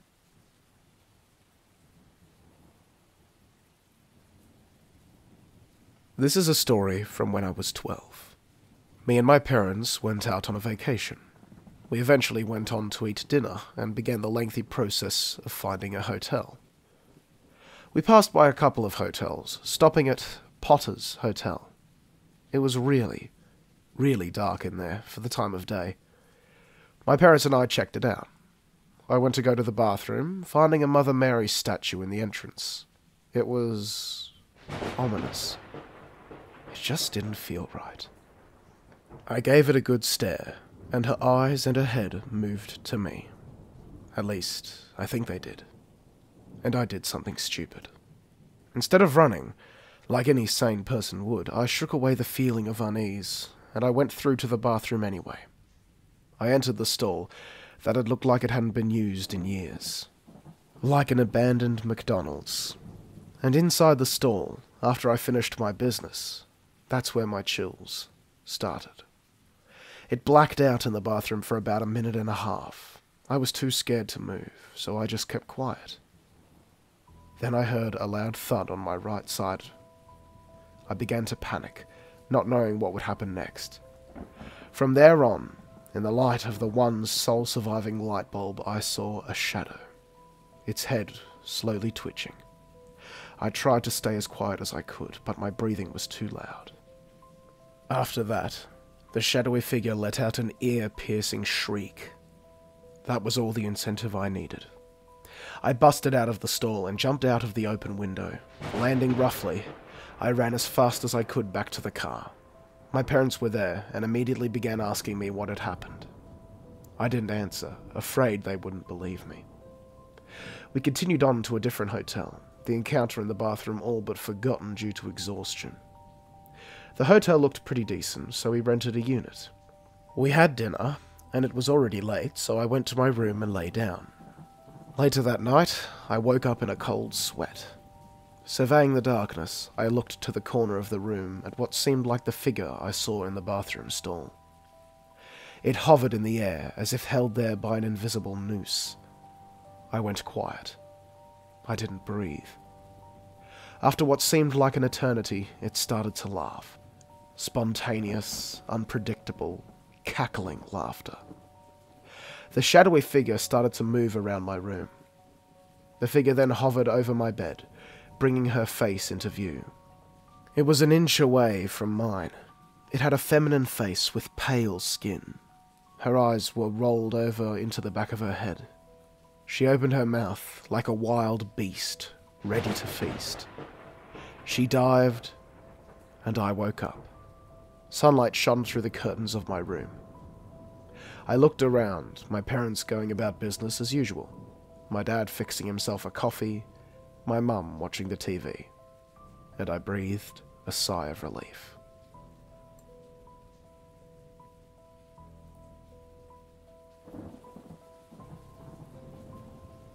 My name's Morgan, and at the time of this story, I'm 14. I'm a girl who enjoys the nerdier side of life. This was my first experience playing Dungeons & Dragons with a few friends of mine at a place called the Sci-Fi Factory. And this is a public place, and to be honest, it's worse for wear. There's holes in the plastic tables, gunk on the floor, shitty outlets, and even shittier people. The people here range from decent to flat-out creepy, and this is something I learned the hard way. As I was setting up my elf rogue character, a man came over to my group. Let's call him Robbie. He told us he was 24, and he talked to my friends. They seemed like they knew each other, so I was okay with him joining our group. He was white, and had brown hair and busted up glasses that made his eyes look even bigger than they are, and nothing out of the ordinary clothes. He introduced himself and his age and asked the same of me. I told him I was Morgan and I was 14. Robbie quickly showed his weirder side. Even if it wasn't the conversation piece, he'd complain about what a, quote, dumb bitch his girlfriend was and tell her that he came there just to avoid her. He didn't break up with the bitch because she was his only source of income and shelter. He hated her. That much was obvious. He also bragged about a knife that he stole from Walmart. He even showed it to us. Hell, he let me hold it and taught me how to flip it in and out without hurting myself. And remember those glasses? Well, they were busted up and broken from a bar fight. That really unnerved me about this guy. He seemed so kind and friendly, but he was casually talking about assaulting people. Then he did what I never expected him to do. He got my attention and made me lean towards him so I could see his phone that was still plugged into the wall charging. He had a notes app opened, and it read, "Hey, I know this sounds creepy, but..." Oh God, this can't end well, I thought. "I think we should totally date." There was a whole nother paragraph written, but I didn't need to see what he thought of me. He expected some sort of response, so I gave him one. "Oh no, I'm not really interested in a relationship." "Oh, that's cool. Still friends?" Yeah. What was I supposed to say? No to the guy that had been in a bar fight and had a knife on him? Neither of my two friends heard this conversation, so I was stuck next to Robbie for the next hour until our session was over. During that time, I offered Robbie some gummy worms. They weren't my favorite thing in the world, but the Dollar Tree nearby had him for a good price. He laughed and said to me, "Food is the way to a man's heart. Are you trying to seduce me right now?" No. You can say it's a joke and that it doesn't have any deeper meaning than that, but coming from a man 10 years older than me who just asked me out, I really wasn't laughing at it. When I left the store after the session had ended, I told my friends what had happened, and they believed me and told me that he was kind of a weird guy. I've been back to that store, and I ran into him again. He was with a group of friends and a girl that I recognized. He kept asking me to come over, and I said no. My friends who I was with already knew the story, and I was admittedly nervous. Even when we were leaving, he was trying to get me to come over. But after that, I never saw him again. I later learned that's because he was arrested for assault and vandalizing school property. Funny thing is, he doesn't even go to any school. So, Robbie from the Sci-Fi Factory, let's not meet again.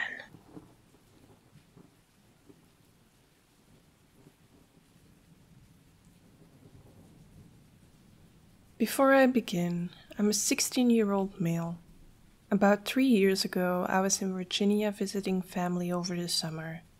We were right outside the DC area and staying in a 2-story house near the freeway. On the other side of the freeway was a forest. So my mom, her boyfriend Eric and I were all staying with Eric's parents. We had brought some night vision binoculars and decided that tonight was a perfect time to use them. So, after dinner, we gear up and head out. We pass under the freeway and head into the woods. When we get about 5 minutes into the forest, we set down our bag and take out our binoculars. My mom looks around with them for a while, seeing a few squirrels here and there. She gets tired of them and passes them to me. I look around for a while, being careful not to look at the freeway for fear of being blinded. I spot something behind a tree, about 50 feet to our left. I concentrate on it, trying to figure out what it is. It looks like a pale, bald, anorexic man, looking straight at us from behind a tree. I get a bit uneasy, but I'm hesitant to believe it's really there. I ask Eric to take a look, just in case. To my despair, he sees it too. He describes it much the same way I did. Now, Eric is a former amateur boxer and I train MMA almost every day. But neither one of us wants to stick around with that thing. We start heading back to the house, crossing under the freeway. We take another look behind us as a car comes by. All three of us see glowing eyes lit up by the headlights on the other side of the freeway. We say fuck that and head back to the house. When we get back, Eric's parents are asleep and my mom and Eric go upstairs to the guest room. There's only one guest room, so I have the couch downstairs. I'm a little too excited after seeing the thing in the woods, so I end up staying up all night. Around 3 a.m., I'm watching TV and start hearing footsteps above me. I immediately remember our earlier encounter and panic a little. I try to calm down and tell myself it's just one of the dogs or maybe someone who couldn't sleep. I keep hearing footsteps for a while until I hear the doorknob jiggle. I find it weird that they're trying to open a locked door, but try to ignore it.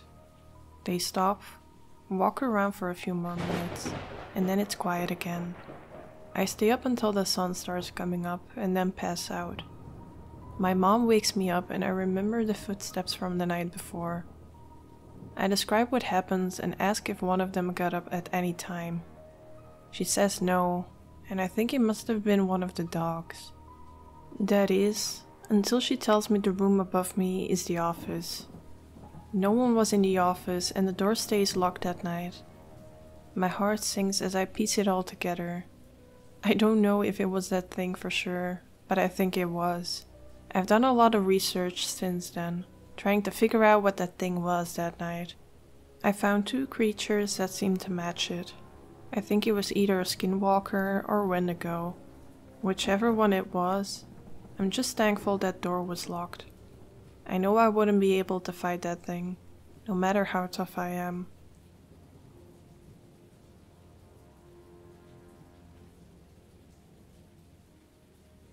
The story starts around the fall of 2017. I was walking back to work from lunch when I passed this girl and noticed she got up and started walking behind me. She took a different route and didn't follow me. A few days later, it happened again, but this time she was following me. I assumed she wasn't following me at the time because where my office building is situated, you have to go up a set of stairs and pass a few other buildings, and she did not follow me to my building.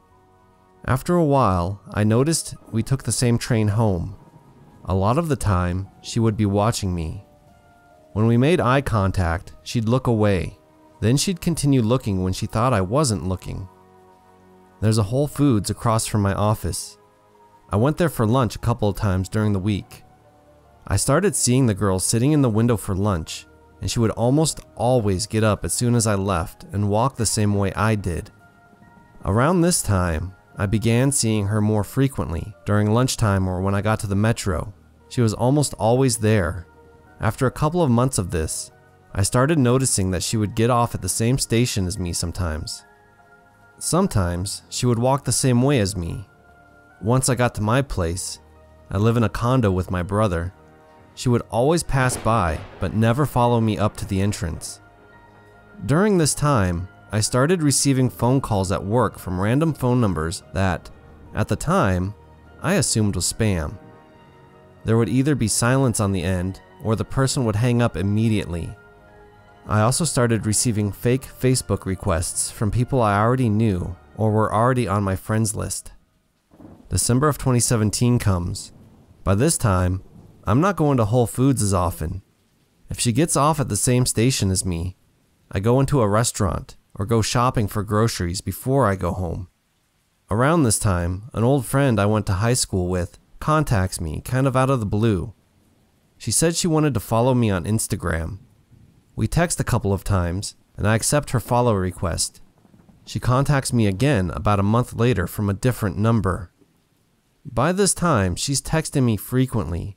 I'm talking about every day, every other day. I'm not one to be mean or show when I'm annoyed too often, but after months of this, when she asks me if she's texting me too frequently, I don't hesitate to tell her that she could lay off a bit. She stops for a week or so, then starts texting me frequently again. This whole ordeal should have sent red flags up for several reasons.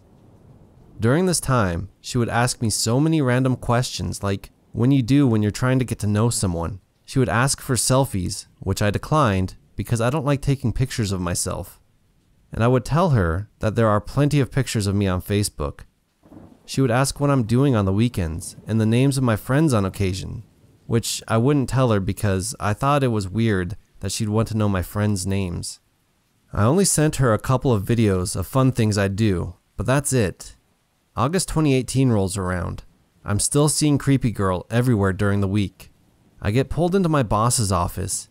He says that a few coworkers received fake screenshots from Facebook of me talking badly about them. Now, I never post on Facebook. I would never talk shit about my coworkers on social media. I don't have a grudge with anyone, nor do I know of anyone who has a problem with me. I'm a fairly easygoing guy. I managed to clear things up with everyone involved and still had my job.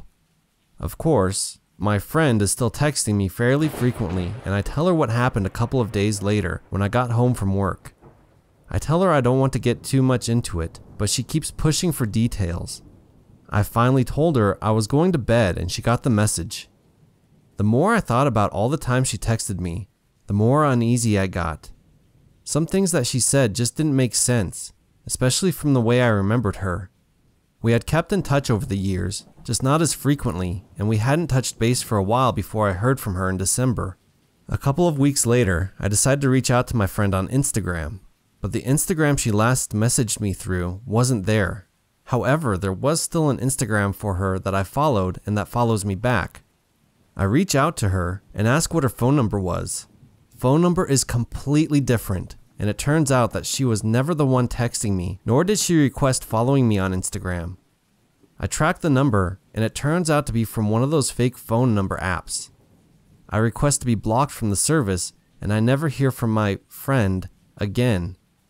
After talking about it with my brother and a couple of friends, I'm almost 100% certain it was the girl that's been following me. These things only started after she appeared, the phone calls to my office, the fake Facebook requests, etc. A few days before I was pulled aside by my boss, my friend texted me and told me she had a weird feeling about me and wanted to make sure I was okay. I just thought she was being weird at the time and didn't think too much of it. This whole ordeal is really scary when I look back on it because I sent videos of myself and my address at one point. My friend even confirmed a post my brother made with pictures he tagged of me on Facebook. I was texting a stranger for 8 months about my life, and they also apparently have access to my Facebook page. I still see this girl since she obviously works in the same area as me. She doesn't follow me around as much, but when she does see me on the metro, she always watches me or sits somewhere she will be able to make eye contact with me. I'm always careful now if anyone texts me from an unrecognizable phone number, and I'm just paranoid. I know the story might seem a bit over the place, especially with the conclusion I came to of the girl posing as my friend, but I had to get this off my chest. So, creepy girl who has been following me, staring at me, and most likely catfished me, I don't want to meet you, ever.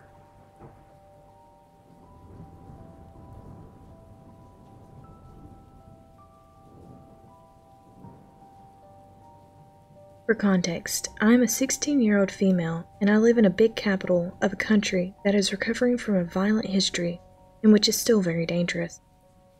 I am mixed, and since I moved here, have been called exotic more than I'd like to say. This is important to the story. Note, please excuse my English, as it isn't my first language. This happened about 1.5 years ago, when me and my family had just moved here from a very peaceful and royal hometown. I was finishing my day at school, late 6 p.m.-ish, and rain was pouring, so I ran to the public bus station, which was 4 blocks away from my school. When I got there, I was soaked.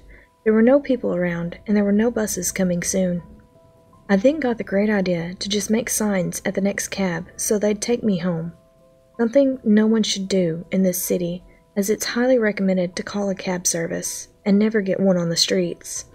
It is very dangerous, as they usually commit many crimes, and the criminal is almost never caught. Every cab that passed was full until one stopped in front of me, and I got on. From that moment that I stepped foot on that cab, I had a terrible gut feeling, and when I looked at the driver, I felt even less safe. His eyes were red, and his grin as I got on gave me an overall bad feeling.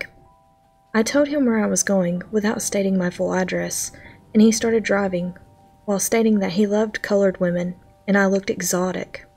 This was all he said for almost the whole ride. For the next 20 minutes, he stared at me in the mirror and turned around to look at my body every 2 minutes or so. He didn't mind getting caught. I was obviously uncomfortable, but decided to ignore it because I really just wanted to go home and take a warm shower. Now, to get to my house from the street we were on, we had to turn right on X Street. When he stopped in front of it at a red light, he turned around, looked at me, and made the most terrifying smile that still haunts me to this day. Before going the complete opposite direction of my house and going much faster than was allowed. While he drove, he still had the smile and was looking more at me than the road. I started telling him he was going the wrong way and to please slow down, but he just kept smiling and staring. I kept on trying to stay calm and to convince him to let me down, as all the doors were locked, for the next kilometers. I started panicking more and more and raising my voice to the point of screaming at him as loudly as I could as we were entering a very bad and dangerous neighborhood my parents had warned me about. I started crying as I screamed, and he was seeming to get stressed by me, so I kept going until he stopped the car, shouted at me, and grabbed my wrist to make me look at him. He told me to get the fuck off and to pay him an excessive amount of money, which I did because I was too scared to speak at that point. It was dark now, and I was in a really bad neighborhood, so I started walking away really fast in the direction of my house, when I heard him scream at me, "Wait! Come back here!" And at that point, my mind went blank, and the only thing I remember was running as fast as I could, and then being home crying in the shower. Since then, I have refused to take street cabs, and always call taxis or use Uber. I often think about what would have happened if I hadn't kept trying to stress him out, or if he had caught up to me once I got off.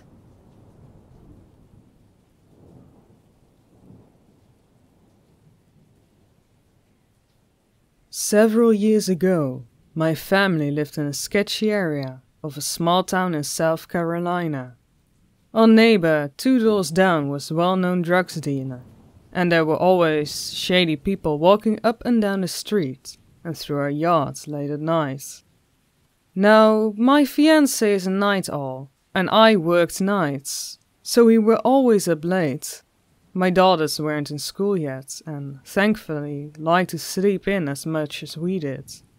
So it wasn't uncommon, if he and I, to be up at 2 or 3 in the morning, watching TV or playing internet poker. We didn't have curtains and blinds on most of the windows, so it was obvious that we were awake and in a brightly lit room late at night. Everyone in the neighborhood was also familiar with our 2 oversized Czech German Shepherd dogs. Our female was around 160 pounds, and our male was around 120 pounds. They could both be seen through the window at night by anyone looking in. So, for a few weeks, we've been having issues with hearing sounds outside at night. But when we went to check, typically the person would be gone, and we find nothing but a pry bar near the window where they had been trying to get in. By the time we moved from that neighborhood, we had a collection of them that we'd found around or outside the house. What couldn't be seen through the windows was that my fiancé had drilled holes through both wooden frames of each window, and then had them held in place with 3-inch nails. So they couldn't be opened without taking the nails out from the holes. One night, we were sitting in the living room around 3 in the morning, and we heard a sound at the window directly between our 2 computers. The dogs are just sitting in front of the window, just growling and staring out. And when we looked outside, we could see a guy trying to pry the window open. We both stood in front of the window, staring at him.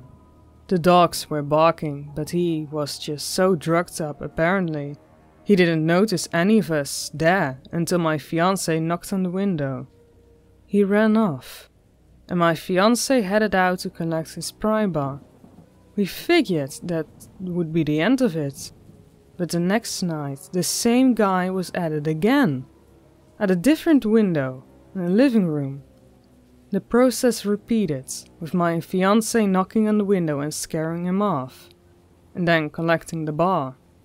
When he showed up on the third night, we decided we had enough. This time, instead of knocking on the window, my fiancé went outside without alerting him. So this is what the guy trying to break into our house saw. First, my fiancé stepped out onto the porch. He is 6'5", but skinny, and uses a cane a large portion of the time. So despite his height, he is pretty non-threatening. When the guy noticed him there, he didn't try to run this time, apparently thinking he could take him. They stared each other down for a few minutes, and when the guy raised his pry bar like he was going to move towards my fiancé, all hell broke loose. My fiancé, despite using a cane, is fast when he needs to be.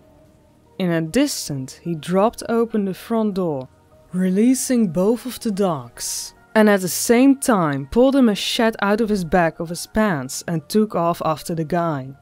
So, here this guy thinks he's got an easy target, only to be chased down by nearly 300 combined pounds of snarling teeth and muscle, and a crazy skinned white guy with a machete. I have never seen a crackhead run so fast.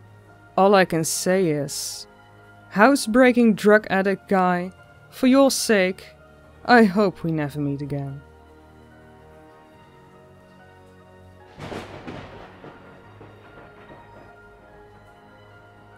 This happened to me 2 to 3 years ago. I was around 23 at the time. I am female and I live in Romania. One night I was coming home from class, masters. Classes start after 6 p.m. and end at 10 p.m. At around 11 p.m. I had to take the subway for about 12 stops. The destination I had to get off at was at the end of the line for the subway. At that time, there wouldn't be many people in the subway. I'm a pretty lonely person. All I need is my headset and my music and I'm good to go. Said and done, I plugged in my music. I picked the furthest chair in the subway, away from the other 2 people that were taking the subway with me at the time. So far so good, until I see, with the corner of my eye, a silhouette approaching me and sitting right next to me. It was a man, fairly built, dark hair, wearing glasses, a black shirt with a black hoodie with a sickening smile. He doesn't engage in talking with me, but would just stare at my phone as I would browse through my music. I can hear him breathe heavily, not like painfully, but still, like he was feeling something very strong. I feel uneasy, so I decide to change my seat and go even further behind, trying to avoid him without looking like a freak myself. I don't know to whom. There was just another person with us the whole way. I guess that scared me even more. I picked a new seat, sit down, and plug my headset again and proceed with the remaining 6 out of 12 stops on my way home. I see the silhouette growing bigger and bigger, and a breeze running on my skin as I realize the guy is again sitting right next to me, glancing in midair. Dead eyes, a big smile, staring right into my phone. I panic. There are still 4 stops to go. I have nowhere to hide. I look after the other person in the subway, trying to sit next to her, thinking that strength comes in numbers. She's no longer there. I start shaking a bit, but not allowing the creeper to notice me being vulnerable. I stand up, go to the door, and just decide to stand until my stop comes. This way he won't sit next to me, right? Wrong. He comes straight after me, sits on the chair right near the door, and, because he couldn't see my phone, on which he was so focused so far from that angle, he fixates me right in my soul with his black dead eyes and says, "Hi, gorgeous, why are you avoiding me?" I am freaking out as I look at my phone trying to call my boyfriend or message him, and he stops me by saying, "I know no one will help you. You would have sent an SOS message by now. I know you didn't." That moment I realized I am cornered. He's been focusing on my phone to see who I was talking to, trying to figure out if I'd panic, trying to see if I would ask someone for help. He cornered me bad. I had the luck to reach my stop as I would delay any reaction or ignore him so that he would repeat whatever he wanted to say. I drop off and run for the exit, not looking back. I get out at the surface and I don't see him anymore. At this moment I put my phone in my purse and realize I had pepper spray with me all along.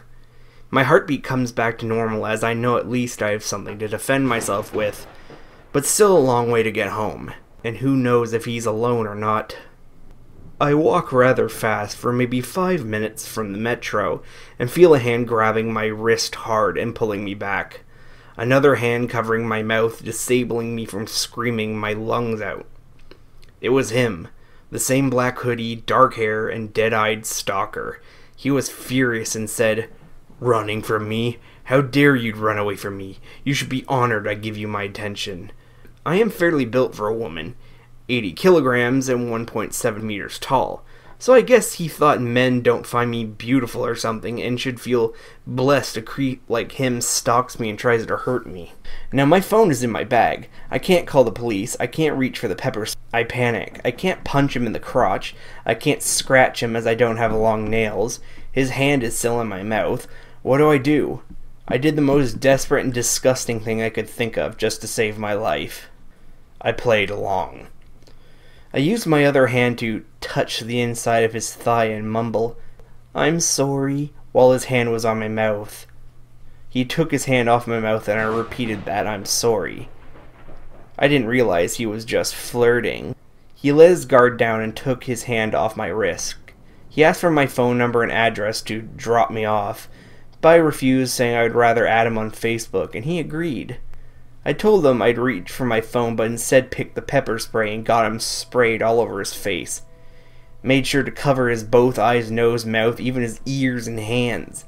He instantly got all red, suffocating from the pepper and swelling. I called the police, told them what happened and what I did. He asked me if he is immobilized, and I said yes, as the effect wears off in 45 minutes. The police arrived there 5 minutes later to see me shaking like a leaf and a man on the ground, swollen like a pumpkin, throwing up and swearing me between gasps of breath. He was arrested and the police told me they had been looking for him for the past week, as they discovered the body of a 24-year-old woman in his apartment. Fairly built lady, 1 meter and 77 inches tall, 75 kilograms, red hair. I have red hair too. The woman was his girlfriend, and ever since, he's never gotten back to the apartment. I did not know what he wanted to do with me. I can understand why he targeted me due to the similarities, but stranger in the subway stalking women at midnight, trying to befriend them, or even worse, murder them? I hope to God you and I never meet again.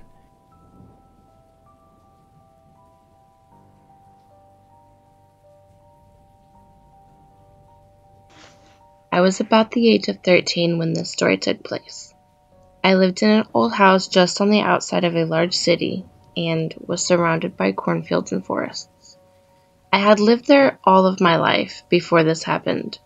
It was a dreary summer night, which is mostly normal for the place I live. But on this particular night, something just felt off. I had came home from soccer practice around 6 p.m. and my parents always had me in bed by 8. The night went on as usual. I ate dinner, played with my little sister, and did some weightlifting before bed. I got into bed around 7:45. The story will make sense if I tell you some things about me. I'm a restless sleeper. I toss and turn and get up periodically through the night. And I've always had a fascination with the afterlife. Okay, back to the story. I'm not sure exactly what time I fell asleep, but I didn't really have my usual episodes throughout the night. This was the first night I slept peacefully in years. I was suddenly awoken by a strange noise coming from the bathroom in my bedroom. Since I had to use the bathroom anyways, I decided to go check it out. I thought it might be a mouse or a bat since we live in the country and the house is old and has holes in the older walls. I went into the bathroom. I didn't see anything, so I proceeded on my way to pee. After peeing, I washed my hands and face, and when I was washing my face, I looked up at the large mirror that overhangs my sink. Since there was still water in my eyes, my vision was blurry, and I couldn't really see much. But I thought I saw something behind me. But I thought it was just my mind playing tricks on me. I dried my face off and looked up at the mirror again. Right behind me, there was a little girl, clutching my body, almost as if she was hiding from something. Her ghostly outline scared me at first, but as I kept looking, I could tell that whatever was scaring her was coming from the basement. So, I walked to my basement door, and I opened it slightly. At first, because I was very scared of what might be behind it. This being said, I've lived in this house my entire life, and have never been in the basement. My dad mentioned to me it had 3 separate parts, all separated by small windows that you could barely fit through. So I walked down to the basement and got down to the bottom where the light switch was. I turned it on, and all seemed like it was okay. That's until I heard what sounded like crying from one of the other parts of the basement. In my mind, I was thinking, fuck this shit. But in my heart, I knew I had to see what it was. So I ventured through the parts of the basement, and the light couldn't reach the other side, where the other room was. It was pitch black. I still heard the crying, but since it was so dark, I couldn't see anything. Something gave me the urge to go to the far corner of the room, because the way the moonlight reflected off of the floor, you could kind of see with the little light you had.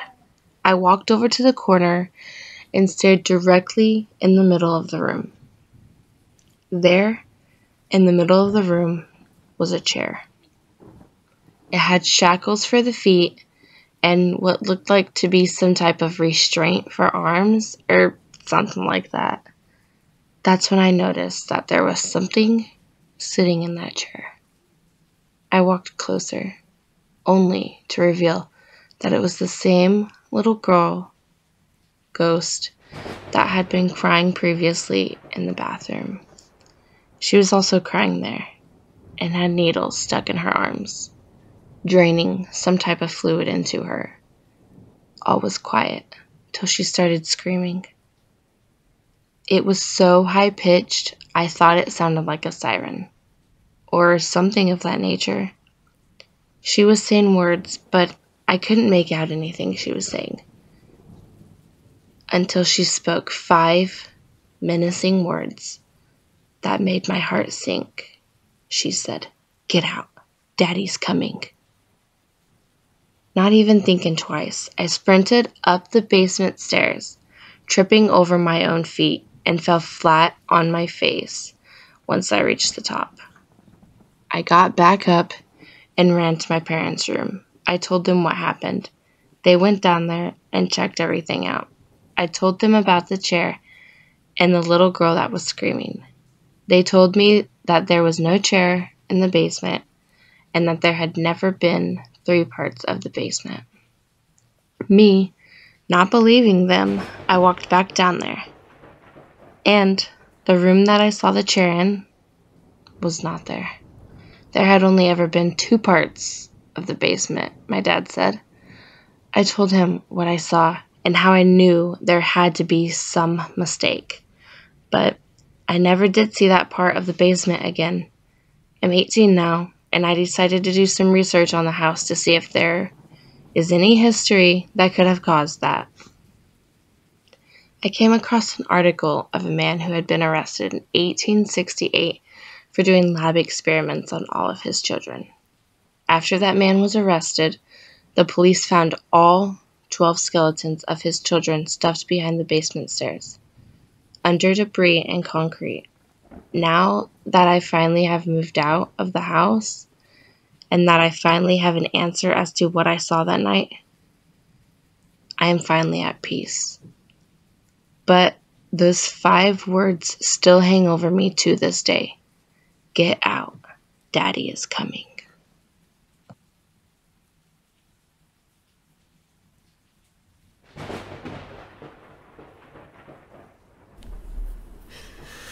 Okay, I'm gonna tell y'all this story. This happened back in the day around Halloween time. You know, back when I was in high school. You know, I was barely in that mug, man, but, you know, I was there. You know, me and my homeboy now, you know, we stuck around the school late one night after we had the, you know, our annual little Halloween party and stuff. We all said we gonna hang around because this girl, she gave us this Ouija board. You know, now, you know, this is one of my friends, man, but she was kind of weird, though. So we say, all right, you know, bet we down, right? You know, now, looking back on it, this wasn't one of the smartest ideas, but, you know, we always were looking for something to do. It was a lot better than playing spades, boy. After a while, you get tired of playing spades, man. So we found a nice little spot under this big, huge tree, right? And we went on, man, with our little play ritual. That was 5 of us. 2 boys and 3 girls. And we all, like, expecting some kind of ghost contact, right? So there was this rumor going around that the school was haunted. You know, but we ain't never really seen nothing happen firsthand. And it was Halloween, and, you know, this when all the spirits come out to play, man. So we all wanted to get spooked, really. And, you know, we ain't never seen no Ouija board either, man. You know, I seen it on the movies and stuff. I thought it was just something they did on movies. I didn't know that joke was real. Now, the school was old, man. Like, the school was built way back in the 1800s, man. That mother looked like a castle. It come from way back, man. And we was back in the section of the school that don't really get used too often. Right besides this old creepy looking building. And people only go in there when they need to use the restroom or put some equipment. They had some sheds and stuff back there. Or, you know, that was like the little the makeout spot, man. You know, back there where you go and get your little kiss on and stuff, little kissy kiss on back in the day or whatever. So now we sat down in the middle of an open space, and the only thing you could see was this little light post, man, just barely making enough light for us to see around. And, you know, we all having a little laugh, man, scaring each other with all the what ifs and what if this happened, what if that happened. You know, just your typical little dumb kid doing dumb stuff type stuff. Now, my friend that bought the board, she went on and put it on in the middle of the circle. And, you know, and if I remember correctly, man, it was one of them glow-in-the-dark versions. You know, we found that, you know, we thought that was stupid, man, you know. But it gave us, you know, the little ability to see in the dark. So not really knowing what to do and going after what we seen in movies, we all went on and we put our finger on the top of the little seeing thing. And we sat there looking at each other until somebody said, "So what's next?" We didn't know if that was the right way to start, you know, the little process or whatever. And plus the board didn't come with no instruction. So we decided to just throw in a question. "Is there anybody there?" That's what I said, just screaming out into the darkness. You know, "If there are any spirits living here, please talk to us," one of the girls came in with. We clearly had no idea what we was doing, 'cause we still ain't getting none. Not even a little bit of wind or nothing, man. You know. Then one of the friends, he just jerked the little thing, and the girl brought the boy a scream, you know, breaking the silence, man. Scared the mess out of us. But we all laughed at, you know, just how crazy this whole thing was. So after, you know, a little bit joking around, a couple of, you know, jokes about each other, we had Joan each other a little bit. You know, we decided we gonna try it again.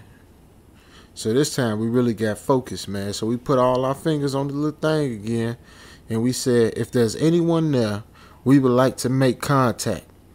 And don't break the circle, one of them folks said, laughing, right? So we like, shut up, man. I'm trying to be for real. We were just about ready to give up when the wind started to pick up. You know, the quietness broke, and the darkness around us just seemed to move, man. You know, maybe it's just a coincidence, you know.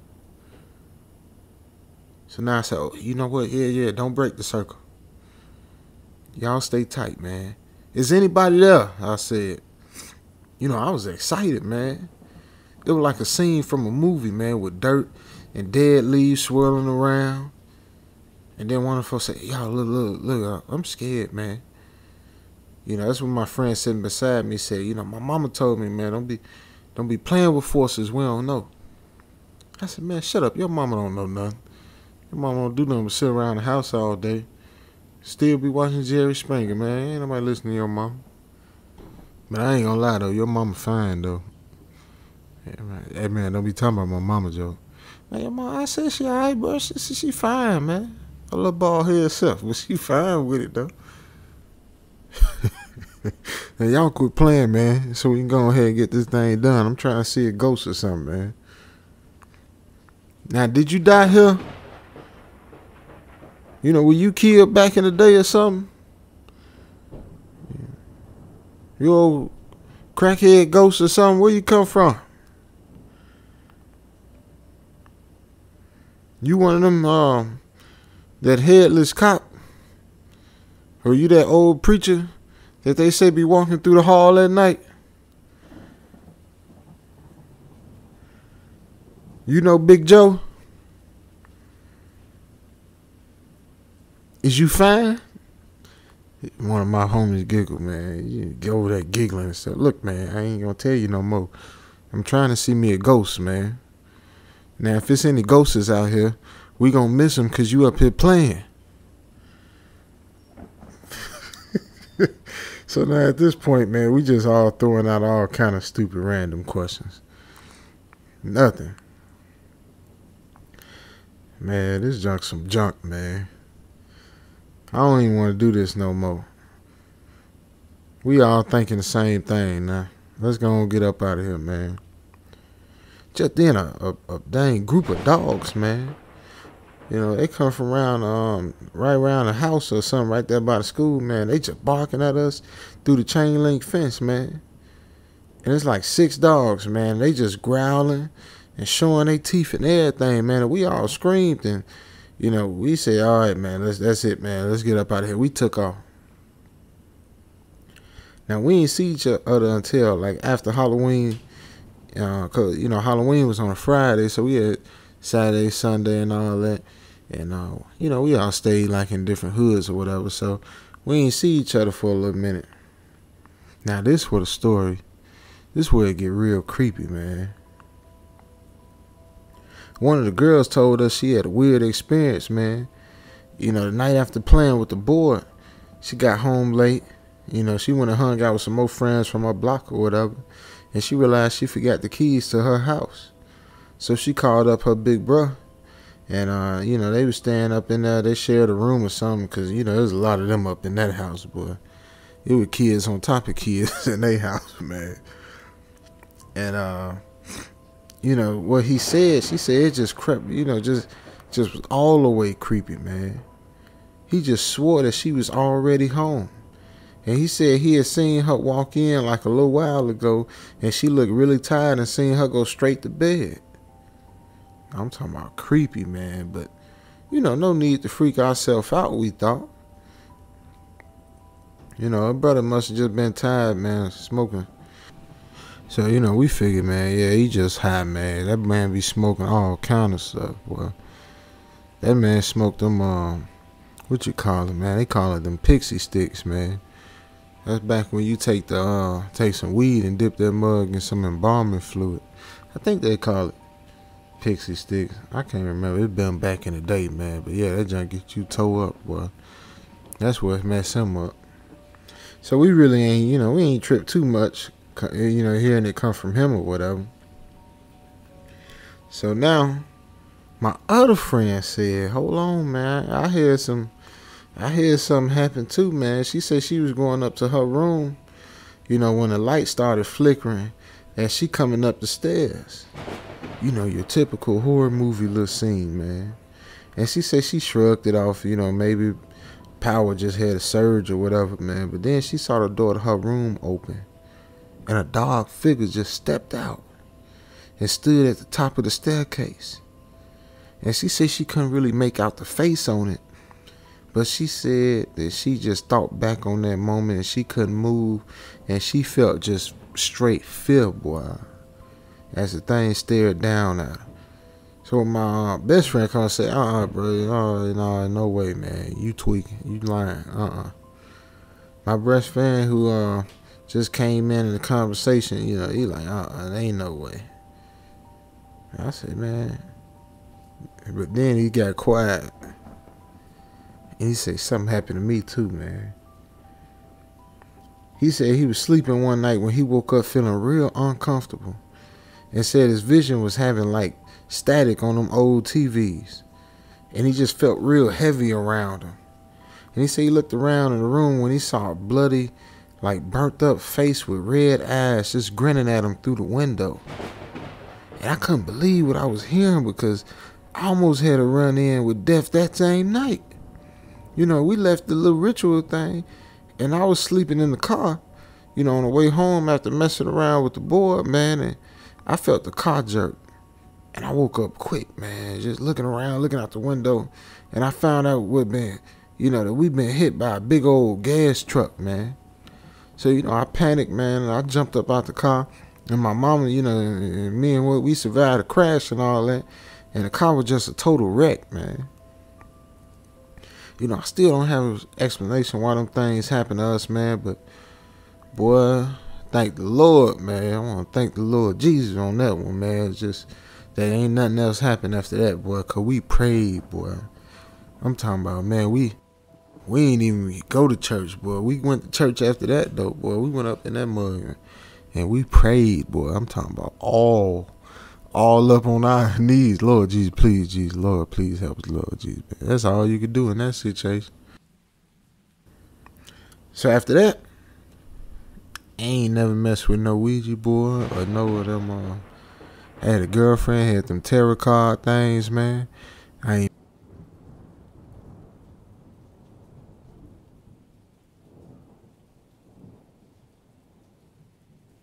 This happened last year, when I was 15. Me and my friend, I'll call her Kate, were messing around in our neighborhood one day. We were on the side of the road, playing around with sparklers and other stuff like that. Suddenly, Kate said to turn around and look behind me. I did. And when I looked at the home behind us, I saw someone looking through the window. I couldn't really tell what he looked like, so I just ignored it and turned back around. A few minutes later, Kate said to look again. I did, but this time there was a woman with him at the window. They were just staring at us, and I began to feel uneasy. But again, I turned around and ignored them.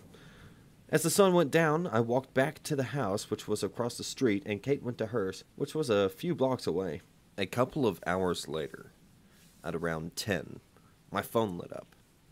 I was watching Orange is the New Black, so at first I ignored it. Then I got another alert, so I picked up my phone and looked at the screen. My two alerts were from Snapchat. Someone added me, and their username was something like Jaden, with a few numbers after it. And they sent me a picture.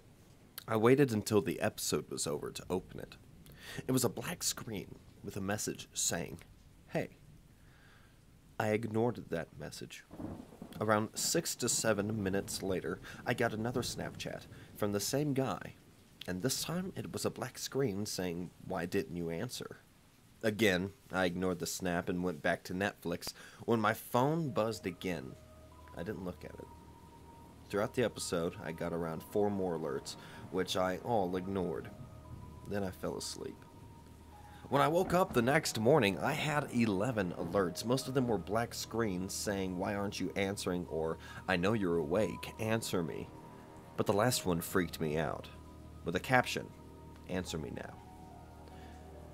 I was stupid, so I didn't screenshot the pictures, but I did block him. I didn't hear anything for a few days, but then I got another alert that someone added me. It was the same usernames as before, but with a 1 after it. Then I got sent multiple snaps. I didn't open any of them, because I was in class. 4 hours later, I checked my Snapchat. All the pictures he sent me were pictures of me. Some were during lunch, and some were when I was walking home from school. Again, I blocked the user, and I didn't get any screenshots last night. I got a snap of my window, again taken from across the street, and from the same user, but this time with a 2 after it. I told my dad, and he freaked out and called the police. When they arrived, I told them everything, but they couldn't do anything since I didn't get any screenshots. I don't know what to do. Update 1. I deleted Snapchat, but he has found me on other social media. I've blocked him on everything, and I'm thinking about deleting everything.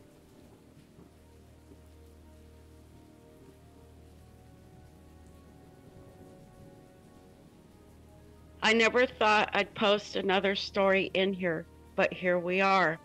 As I mentioned in my last post, I am an insomniac. 2 weeks ago, I felt I wouldn't be able to go to sleep, so I decided to go and take a walk to relax a bit. It was around 12:30 a.m. Considering that I am 6'2", 250-pound man in decent shape, I never felt scared to walk at night, thinking that people would be more scared to see me than the opposite. But around 10 minutes into my walk, I got a chill down my spine. Something wasn't right.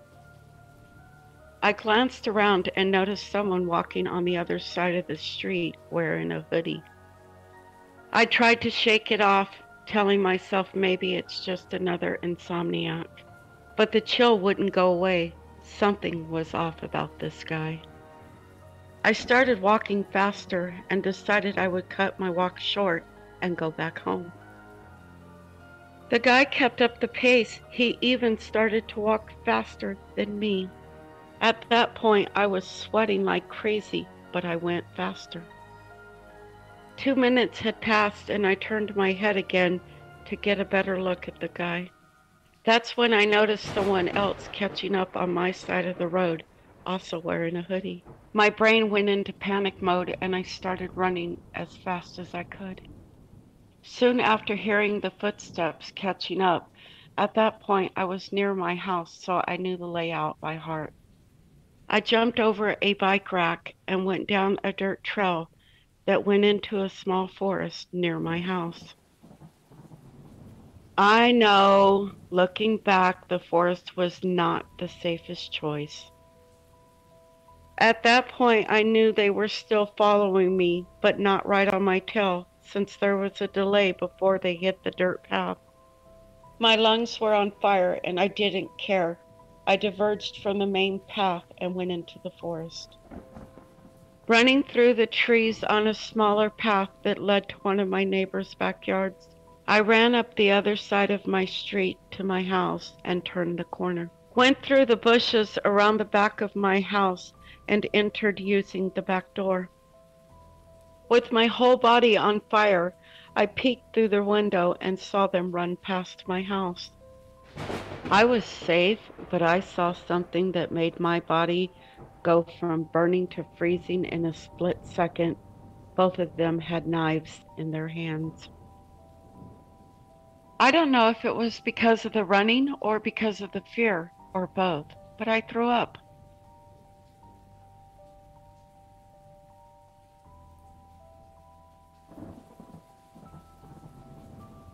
The house. These are 2 separate stories, but they both have something that is connected through my blood. When I was younger, my mother explained that one of my great-grandmothers was a Roma, or a European gypsy. Yeah, I'm related to Esmeralda. Anyway, when I was a sophomore in high school, my family and I were looking at homes, because we were moving. This one home we went to was a nice one-story home in a big open area. The previous owners had died, and were eaten by their 2 Rottweilers. We were walking around the property and it was a nice day. Warm, sunny with a slight breeze. And I was just getting this feeling of something wrong. I don't know how to describe it other than saying that I felt that if we stayed there any longer, something bad would happen. By the time I managed to convince my parents to leave, and we got into the car, I was all but in tears. My dad was yelling at me to stop crying, and my mom was yelling at my dad to stop yelling. All I really remember is that I just wanted to get away from there. My sister and best friend at the time were both freaking out as well. I never looked back at the place, and I hope I never come across it again. The people along the road. I'm 19, and this year, a few months ago, my mom and I were on our way to a Dicker and Deal. I was going to be getting a laptop I'd had my eyes on for a while there. Anyway, where Dicker and Deal is placed is in the not-so-nice part of the town. As we were driving, me and my mom noticed this couple. The man seemed really unsteady and was propped against a telephone pole, while the woman seemed to be trying to prop him up and simultaneously yelling for help. I looked at my mom and she looked at me. "Do we help them?" I remember asking her. "When you and I get the same feeling, I think we should," was her response. We pulled over and I went up to them and asked if they needed a ride. They said yes, and I began to clean out the back seat of our car, an old police vehicle. Now I want you to understand that for my senior year of high school, I took a criminal justice course, and during it I learned a little bit about what drunks and junkies sound like. And the man, while incredibly unsteady, sounded by no means drunk or high. As I was going back to help them to the car, I heard them laughing, and I once again got that feeling of something incredibly wrong. The woman asked us to move the car around to the street, and I get back in the car to tell my mom. As we're starting to do as they ask, I start shaking like a leaf and crying slightly because my gypsy is screaming that I need to get the hell out of there, and my body is trembling from fighting the flight instinct. My mom asked me if I want to go through with this, and I admit that I don't. I'm the type who generally wants to help, and it feels quite bad when I can't be of more use to help someone. My mom ends up calling the police, and has some cops come see about them, and we leave, but in the wrong direction, so we have to drive back by the end of the street they were on. When I looked out of some morbid curiosity, they were gone. As I said before, neither reeked of or acted like they'd indulged in booze or drugs. And the drive had only been about 10 minutes, there and back for our driving error, so really, they shouldn't have been able to move that fast, especially if the man was as physically unstable as he was acting. I don't know what happened to them, or where they are now, but sir, ma'am, let's not meet again.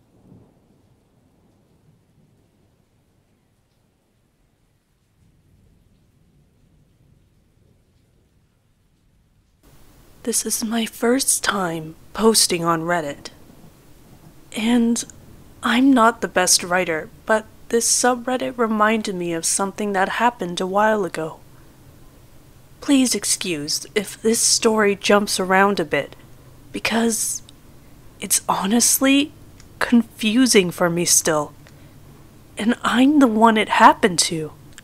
About 2 years ago, when I was 17, I received a Facebook message from someone named Dan, who I didn't recognize. I had mutual friends with him, and he looked to be around the same age as me, so I wasn't alarmed. What follows are the messages. Dan. Hello, how have you been? Haven't seen you in a few years. Me. Hi, not trying to be rude, but do we know each other?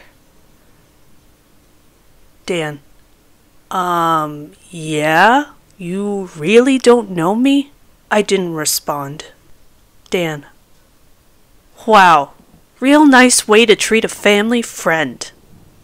Me. Sorry, I just don't recognize you. Dan then sent a picture of me and him together from when we were little. And I mean really little. Like, I looked maybe 2 or 3, and he looked 5 or 6. Me. Oh, wow! Did our parents used to be friends or something? Dan.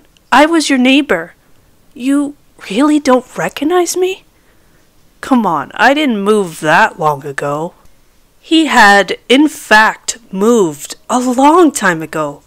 At least 12 years ago. So I honestly feel like it's not that uncommon for me to not recognize someone who I hadn't seen or talked about since I was like 4. Anyways, the conversation continued like that. I apologized for not remembering him, and just started catching up. He was nice enough, and I was bored, so whatever, no harm, no foul. After we kept talking, I started remembering more about him. Like, I remembered him coming over and swinging in my backyard, and me going over to his house with my big brother, and all of us hanging out together.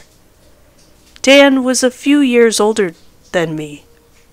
At least 2, but I can't remember exactly. Anyways, we kept talking on Facebook, just messaging back and forth about normal things, until it started to get late, and I was tired and had school the next day. So I told him I was going to bed. I closed my computer and just laid down and went to sleep. The next morning, I woke up to a bunch of messages from him. Things like, "Good night, beautiful," "Sweet dreams," "Message me when you wake up," "Are you asleep yet?"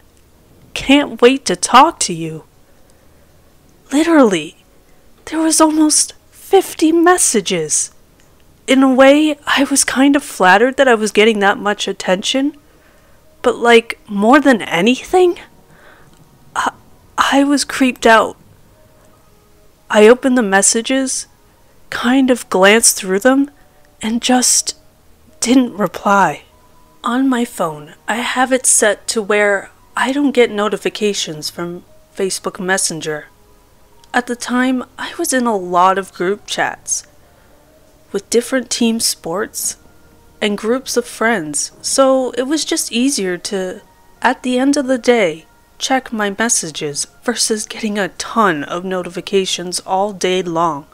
Some point during the day, I had gotten more messages from him that I just hadn't noticed while I was at school. He was saying stuff like, "Do you still live at insert address here?"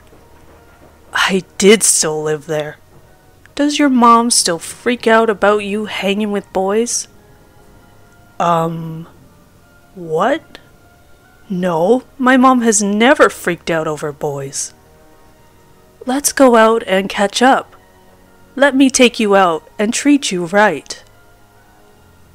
It just kept going on, really random questions that weren't necessarily threatening, but just somewhat creepy.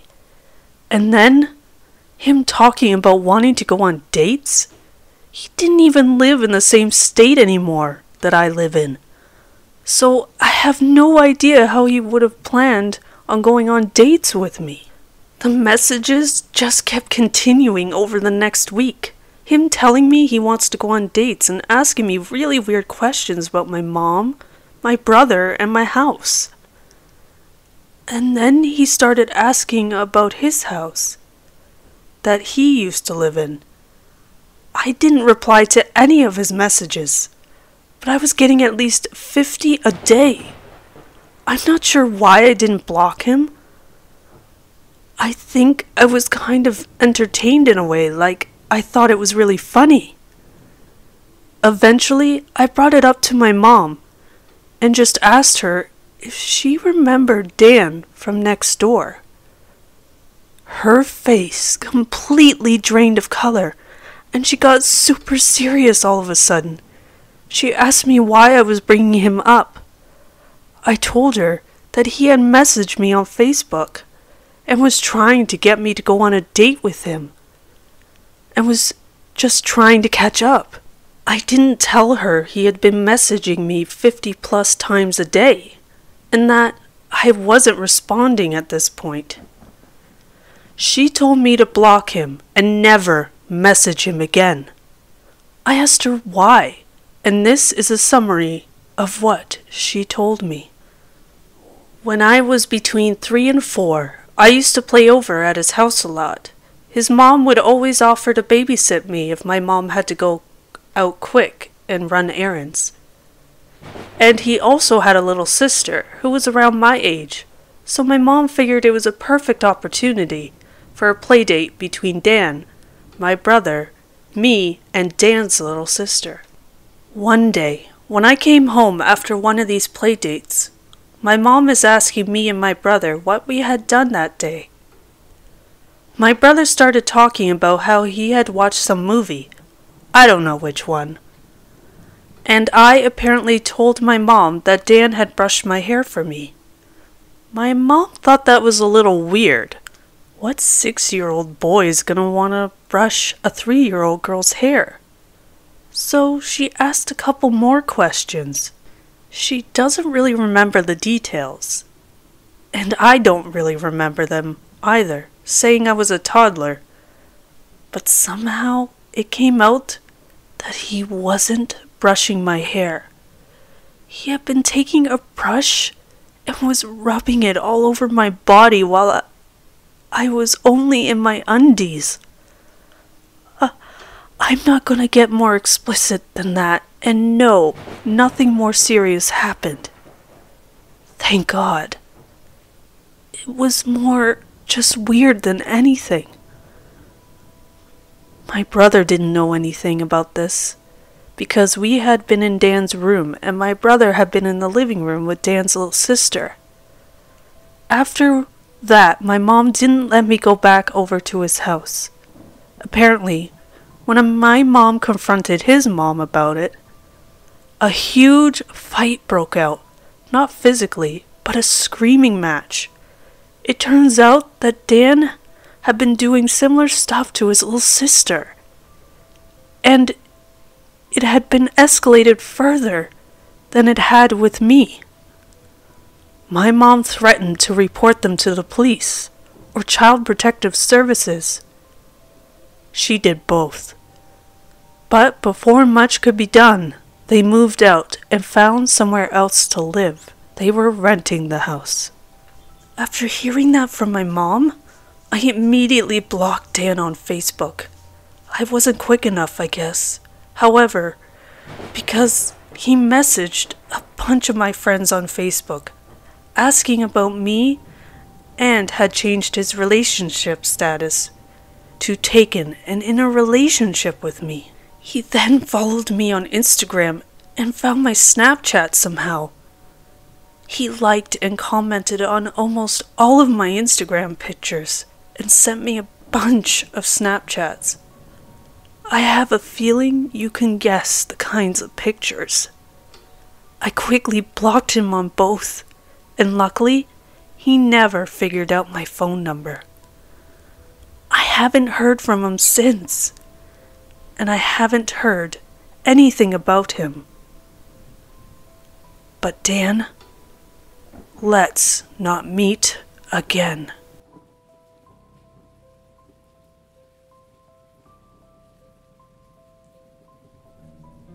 I live in Canada, specifically in the city of Edmonton, Alberta. I've had some freaky experiences in my home, or more so, my entire family has. Examples include bouts of sleep paralysis and objects nowhere near anyone being moved towards us, as well as the quintessential creepy noises and bumps in the night. We live in a decrepit trailer on the outskirts of town. The three of us. My mother, a very religious woman with deep flowing beliefs in the supernatural, as well as a love for horror movies that borders the line of fanaticism. My younger brother, he's 16, is a very avid soccer player and is rostered on both the U18 and men's Victoria teams. With his practice and game schedule, I was often alone in the house, which is when my experience occurred. Back in April, I was home alone in my room playing CSGO with one of my mates, and after about 2 hours I was growing bored with it and decided to shut down my PC and watch Netflix on my phone. Thankfully, a new series I was interested in had recently released, and I made myself comfortable as the intro played on my screen. Suddenly, I heard noises coming from the kitchen. The unattended dishes in the sink sounded like they were being shuffled around the kitchen, while the sounds of cabinets opening and closing made low hums and thumps in the background.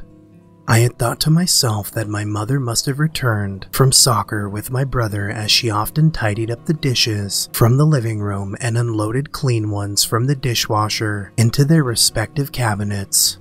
Disregarding the fact that my brother's game and practices lasted up to 4 hours, I decided to leave my room and greet her.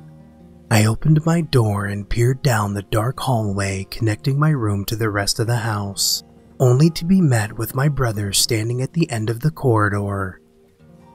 Focusing on the figure, I realize it isn't casting a shadow on the wall, and the darkness in the hallway isn't because it lacked light from either my room or the kitchen. This thing, it was darkness itself, like a shadowy silhouette with dark wisps of energy leaving its body. It looked like it was fighting the light to be there, like it demanded to be present within my home. At this point, my heart was in my throat, and in my shocked state I re-entered my room and slammed the door shut behind me.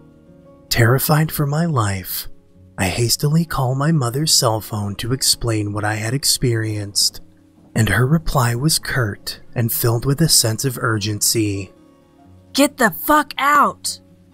Eating her advice in a literal manner, I leave my room through a window and book it to my friend's house 2 doors down. Between deep breaths, I again recount my experience, and to my surprise, his complexion turns paler with every word that leaves my mouth. "Wait," he says.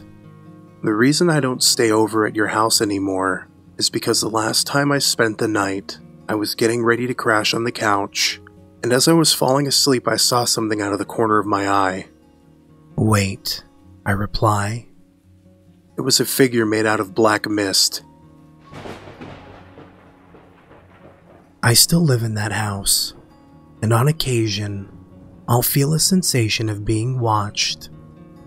But I hope I never meet that thing again.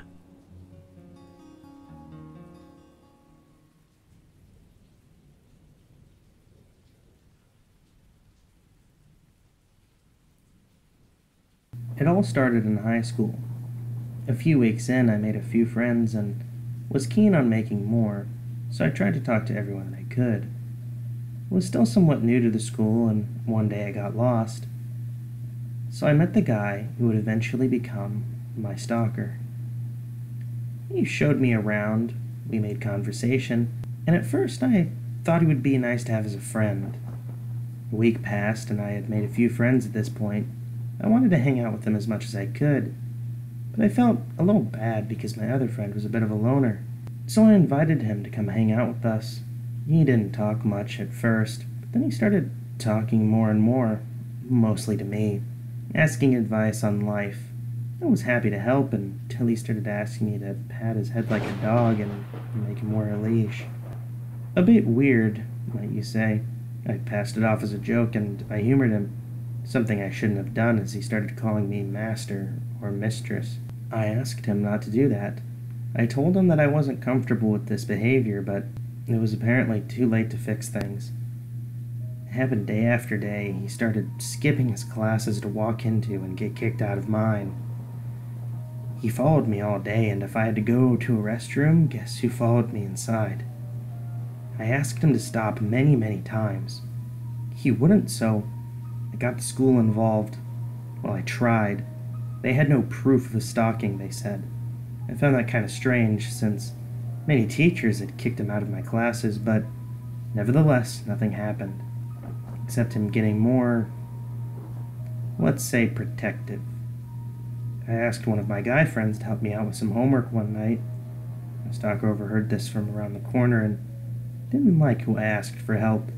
He fought every male I talked to, and some would find this flattering, but I found it annoying. I tried to tell him not to worry, that we were just friends, but his exact wording was, "They don't deserve you. They are worthless compared to my master." I tried to get him to stop. I yelled at him. I do feel bad because it was quite harsh, but it was the only way to get through to his thick head. I thought I was finally free from that cycle. He finally stopped following me, until one day I found this letter in my locker. In this letter, my stalker gave his disgust for males and his hate for himself that he must be evil for his master to treat him this way, that he must be punished, that I must be taught not to shun pets. It was a few pages long and it was very disturbing. In fact, it was the most terrifying thing I've ever read, especially when I got done reading it, and I looked up and saw him staring at me from down the hall. He came up to me and opened his phone and started showing me pictures of, well, of a cartoon character with similar appearance to me, with the same brown eyes, brown curly hair. Then, he gave me a leash for him and asked me to walk him around. At that point, I ran away. The principal, after 5 visits and finally having fucking proof, agreed to step in. The cops got involved, and soon after, a restraining order was put in place. He wasn't allowed within 50 feet of me. About a month later, I was sitting in my room doing some homework when I heard a scratch at the window. I looked over, and to my horror, he was standing just outside of my bedroom window. He had a collar on his neck and a leash was dangling down from it. He was intensely glaring at me through the glass. His mouth then upturned into a disgusting grin before he licked the surface of the window and ran off. Thankfully, I moved out of that town a month later, but after the nightmare I had last night, I decided to write all this down. Being stalked is not romantic or fun. It is a terrifying, bone-shaking, nerve-wracking experience, and the worst thing I have ever gone through. I have no idea how he is now, or what he is up to. I just hope he got those issues worked out.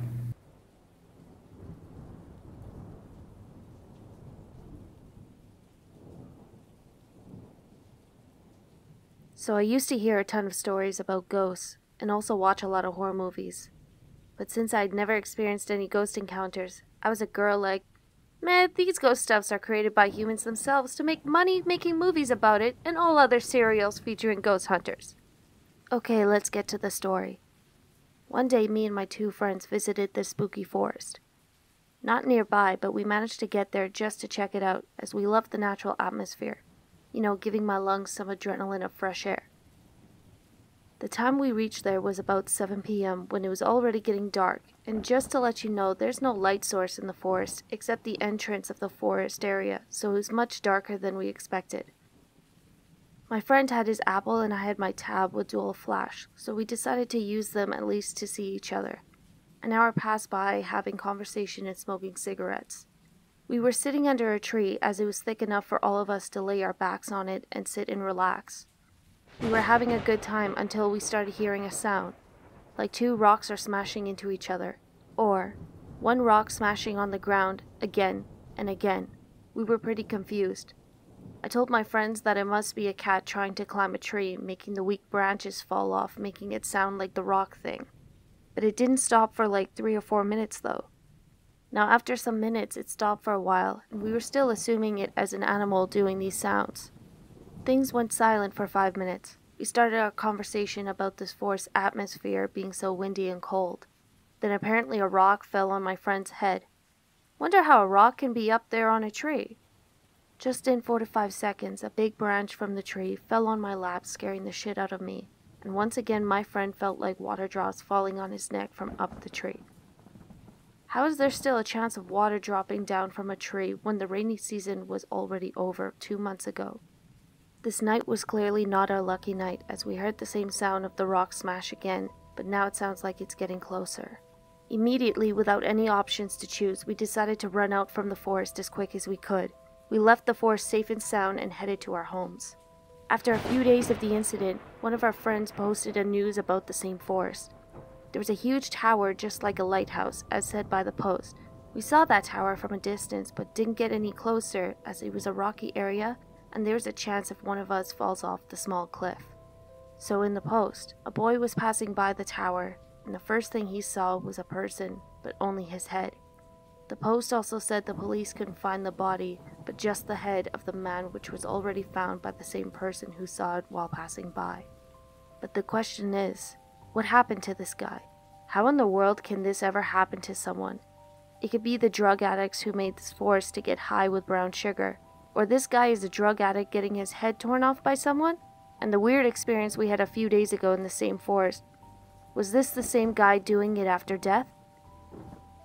My questions are yet answered, and I never visited that forest again, and so did anybody else.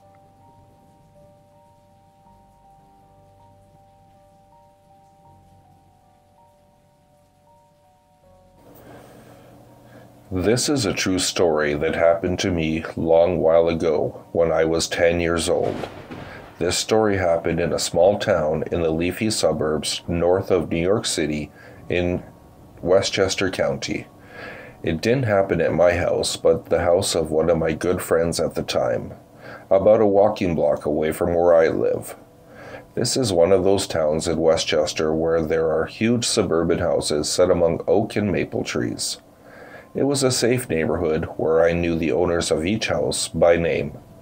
The houses were generally quite large, with multiple floors and several bedrooms. The house where this scary story takes place was extra large. It was not the shining hotel large, but it was a large colonial house with 5 bedrooms on the second level. The family living there had 5 children ranging from 10 to the upper teenage years at that time. The night this happened was a dark and cold night. The parents were out with dinner plans that evening, and I was there visiting my friend Byron, who was also 10, and his older brother Jacob, who was 12. These are not the names in real life. It was just the 3 of us in one large house on a dark night during October. I knew this family quite well, so I felt very at home in their home. We were just goofing around that night, playing some games and watching TV. 3 kids in a large empty house. So this is where the night becomes creepy. The 3 of us were in the kitchen with the lights on bright. It was around 11:30 at night, so it was late, but not super late. The phone rang, and Jacob, acting as head of the household at 12 years old, answered, "Hello?" We then saw Jacob get a peculiar look on his face and hesitantly said, "Just a minute," and then did something a bit odd. He rested the phone down on the chair. This was one of those wall phones from the 1990s. I don't think people still use those in 2018. In any case, he put the phone down and just left it and walked upstairs. I remember thinking it was a strange thing to do, but still could have a reasonable explanation. I looked at Byron, and he also had a curious WTF type of expression on his face. We were quiet for a few seconds, and both our facial expressions showed signs that we thought this was peculiar and odd. In a few moments, Jacob is going to be running down the stairs, in a panic, screaming for us to get out immediately out of the house. But before we got to that part, here's what's happening upstairs. Jacob climbed the stairs and went into his parents' room, where there is a tabletop phone. This is one of those old corded phones where you pick up the receiver, hold it to your ear, not exactly an iPhone 10. And there was no way to know who was calling. Jacob picked up the phone and said, "Okay, I'm upstairs. What's up?" A few moments went by with dead silence, and Jacob asked, "Hello?" Then the voice came. It was calm but cold. "Jacob, there's a bomb inside your house, and it's going to blow any second now." Click. The other end had hung up. He dropped the phone and felt panic rush through his entire body. He ran out of the bedroom, down the stairs, and started screaming, "Get out of the house! There's a bomb in the house! There's a bomb in the house!" We saw Jacob at the bottom of the stairs running, and he did not waste any time heading straight through the foyer and outside down the stone path that leads away from the house and out onto the street. Byron and I ran in confused fury also. Jacob stopped running when he arrived at the other side of the street on the sidewalk. We looked across the street at this huge house, looking very eerie on the dark night. The house had several lights on, and the front door was open, and it was empty. There was no one around. The neighborhood was still and quiet. It was just us 3 kids, the oldest 12 years old, standing there on a cold October night, at almost midnight, scared out of our wits, and waiting for the house to burst into fire. I was feeling chills through my body and chills on my skin from the dark, cold air. Our jackets were just in there, and we could just go get them so easily. But, though the house could blow up at any second. Jacob explained what had happened on the phone call upstairs, and he thought it was his Uncle Jerry. But now he didn't think it was his Uncle Jerry. It was bizarre that the caller knew he answered on the ground floor and told him to go upstairs. How could he know this? We thought maybe he told Jacob to go upstairs so he wouldn't have enough time to get out of the house before the possible explosion. We stood there, we waited, we were scared, we were cold. We thought the large, boxy, empty, illuminated house on this dark night would soon be in flames, or that there was a chance it would be in flames. It never blew up, but we were still afraid to go inside, because maybe it would blow up then. Eventually we went to the neighbor's house. The father there didn't seem as scared as we were, but he did call the police. The police searched through the house, and Byron and Jacob's parents also arrived home. I see the whole thing was some kind of practical joke, a prank call. There was never a bomb. We never found out who made the call, and Jacob to the day still has no idea who it could have been, and still says that he at first thought it was a friendly call from their uncle. There are a few pranksters in the neighborhood. Actually, we're among the biggest pranksters in the neighborhood. Still, doesn't explain how the caller knew Jacob was on the downstairs phone, and that there was another telephone upstairs. And further, it seems like the caller knew who he was speaking to. Who would do such a prank that is so sinister to a few vulnerable kids home alone on such a night?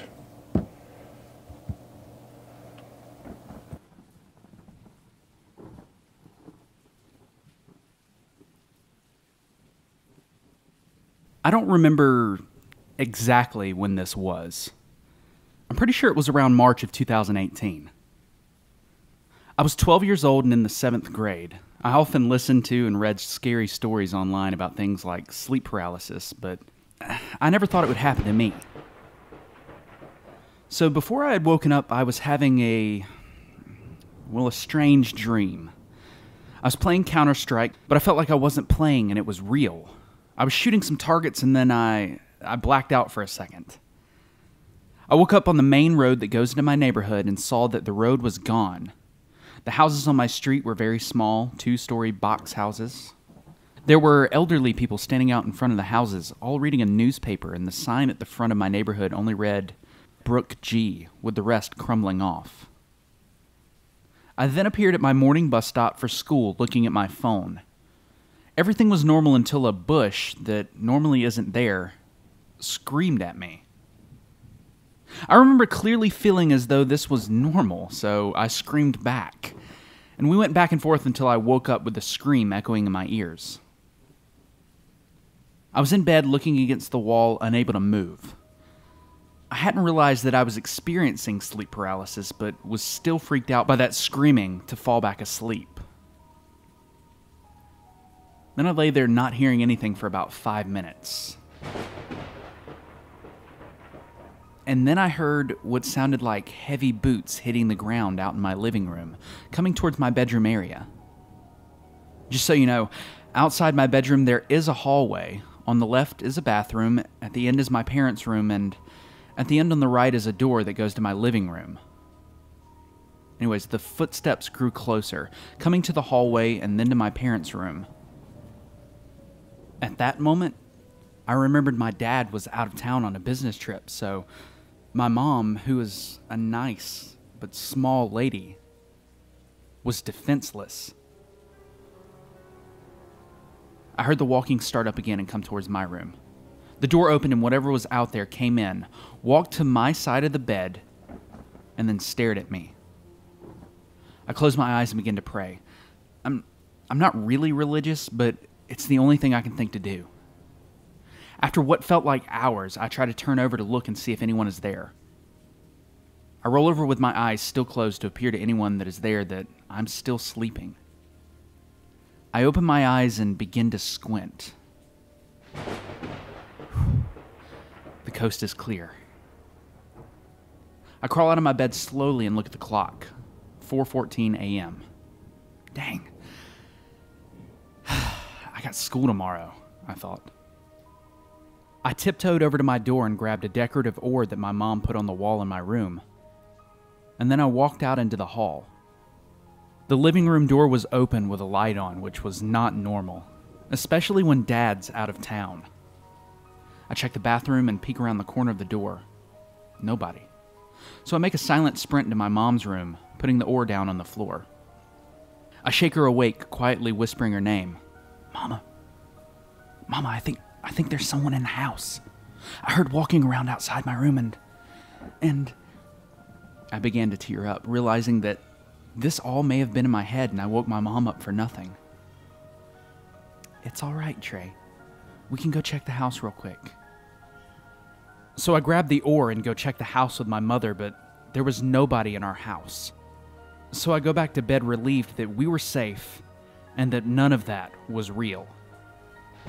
And I haven't had a sleep paralysis experience since, and honestly, I'm glad it wasn't worse because this story seems like nothing compared to some of the other stories that I've heard about it.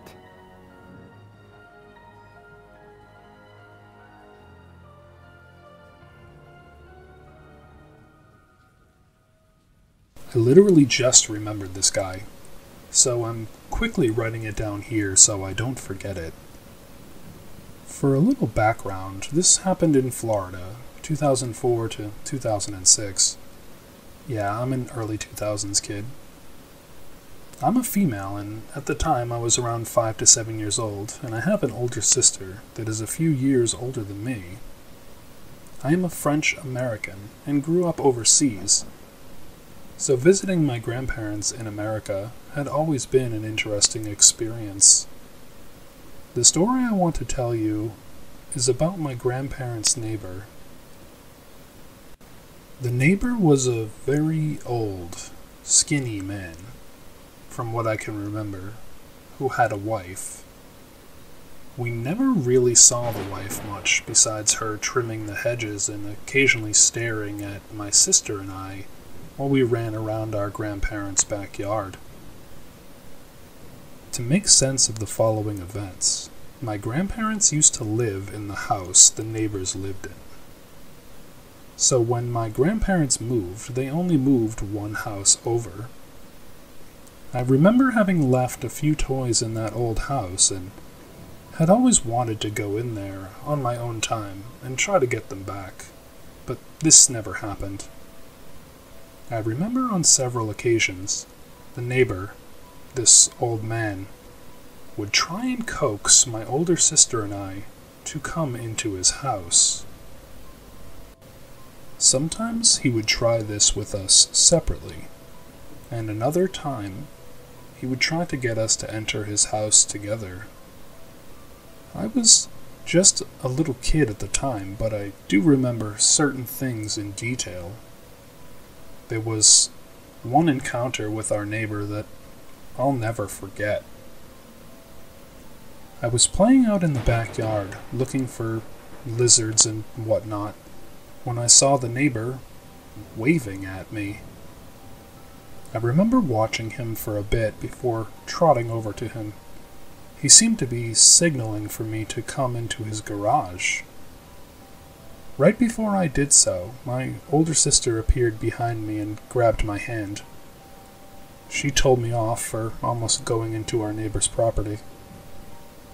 When I told her what happened, I remember she looked over at him. The old man began to say things like, "Your dog is in my garage. She wandered in here. Come get your dog. I'll even give you two some candy." And stuff like that.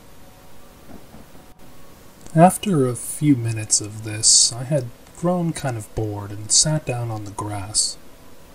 I remembered my older sister leaning down a bit to speak in my ear.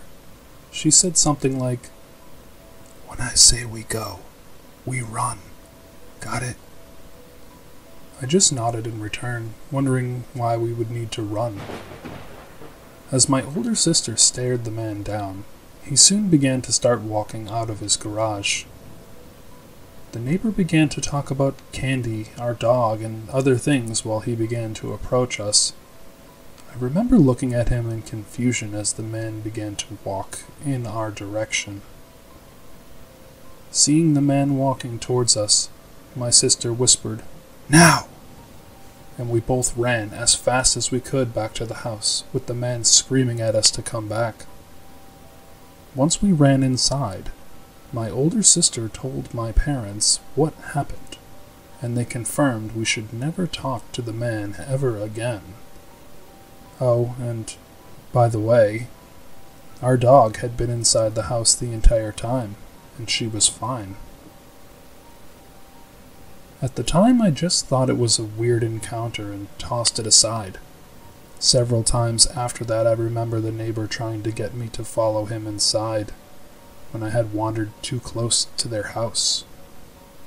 This always ended with me tempting death and waiting till he was a few seconds away from grabbing me before I darted back to the house. Either that or my older sister would come to rescue me.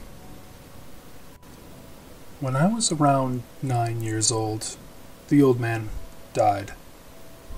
Although I don't really remember, I think it was something to do with his heart. To be honest, at the time I didn't really care at all. I was happy he was gone, so my older sister and I wouldn't get creeped on anymore. After his death, the neighbor's son came for his mom, the old man's wife, and they moved out. Now that I think about it, it was all very creepy. But at the time, I didn't think about it much, I guess. What I wonder about now is, why did he want my older sister and I to come into his house? Why did he lie about the dog? What was he planning to do with us?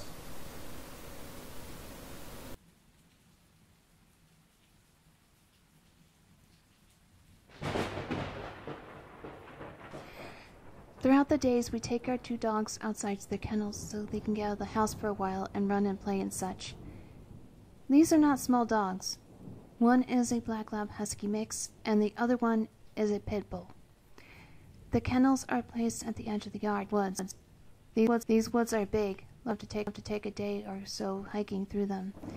Lately, when it gets dark, the dogs seem to be on edge. They bark and whine towards the house to come in.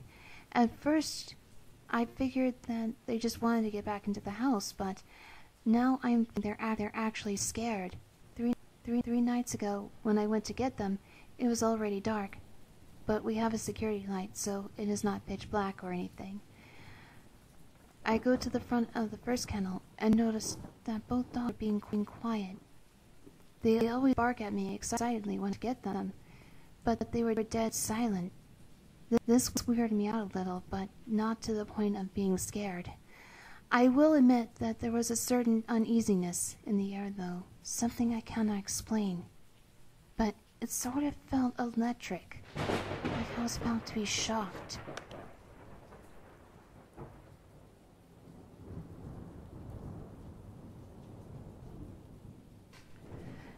The longer I was there, the more uneasy I felt. I started getting the first dog, the lab, out, and heard a heavy snap in the woods near the kennels. I froze. The dogs froze. By the time I was so on edge that if someone had spoken, I would have jumped, screamed, and possibly ran. The creepy feeling in the air just kept getting thicker. The lab had her bushy tail stuffed underneath her and was whining. This did not make me feel any better.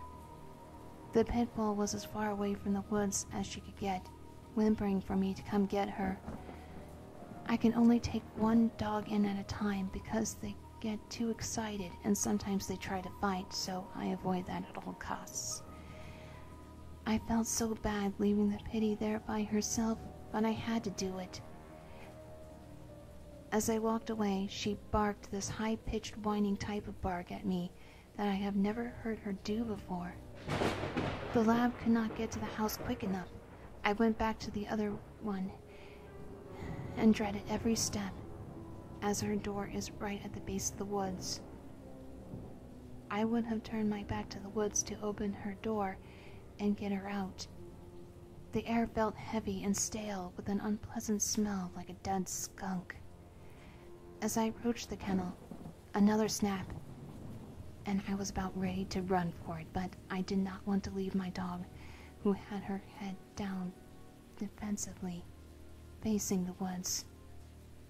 I could barely make it. To be honest, I felt like I was trying to walk through water. I was terrified by the time I reached the door. I heard heavy breathing behind me as I got my dog out. She was scared too, but started growling behind me. I was frozen in place.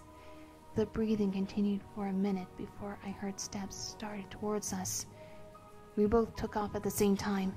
A terrifying scream came out of the base of the woods. I did not dare look back. I just ran. My pity pulled me all the way back to the house. I got in, flipped on all the lights, and stared out the window at the woods. I could see something moving slightly, but just out of sight. It moved back and forth for about 5 minutes, then disappeared.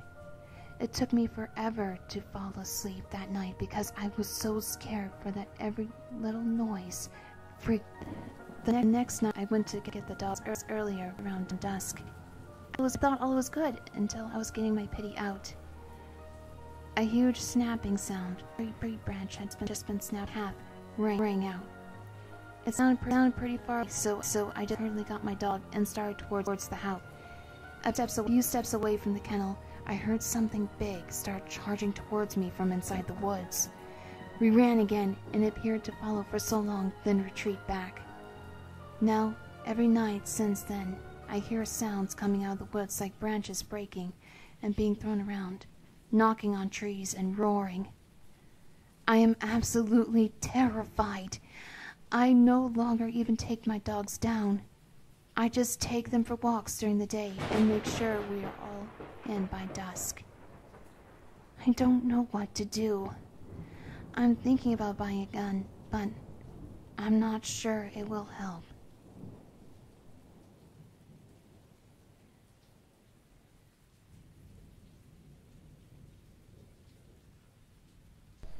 I was 16 at the time of this event.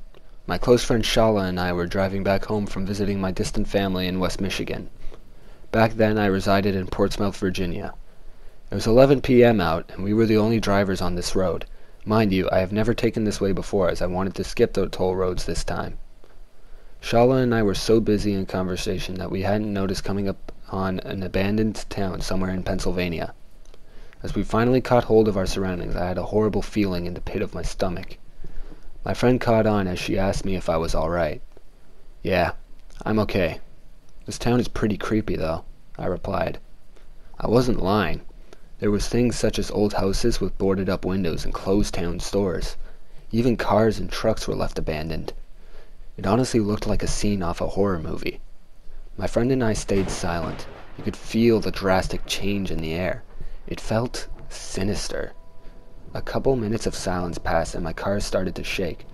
I realized that we were running out of gas, and I totally forgot to stop miles back in a different town. "Fuck," I yelled, pulling over in front of yet another abandoned house. "What a great place to break down at," she laughed nervously. I nodded, agreeing with her sarcastic comment.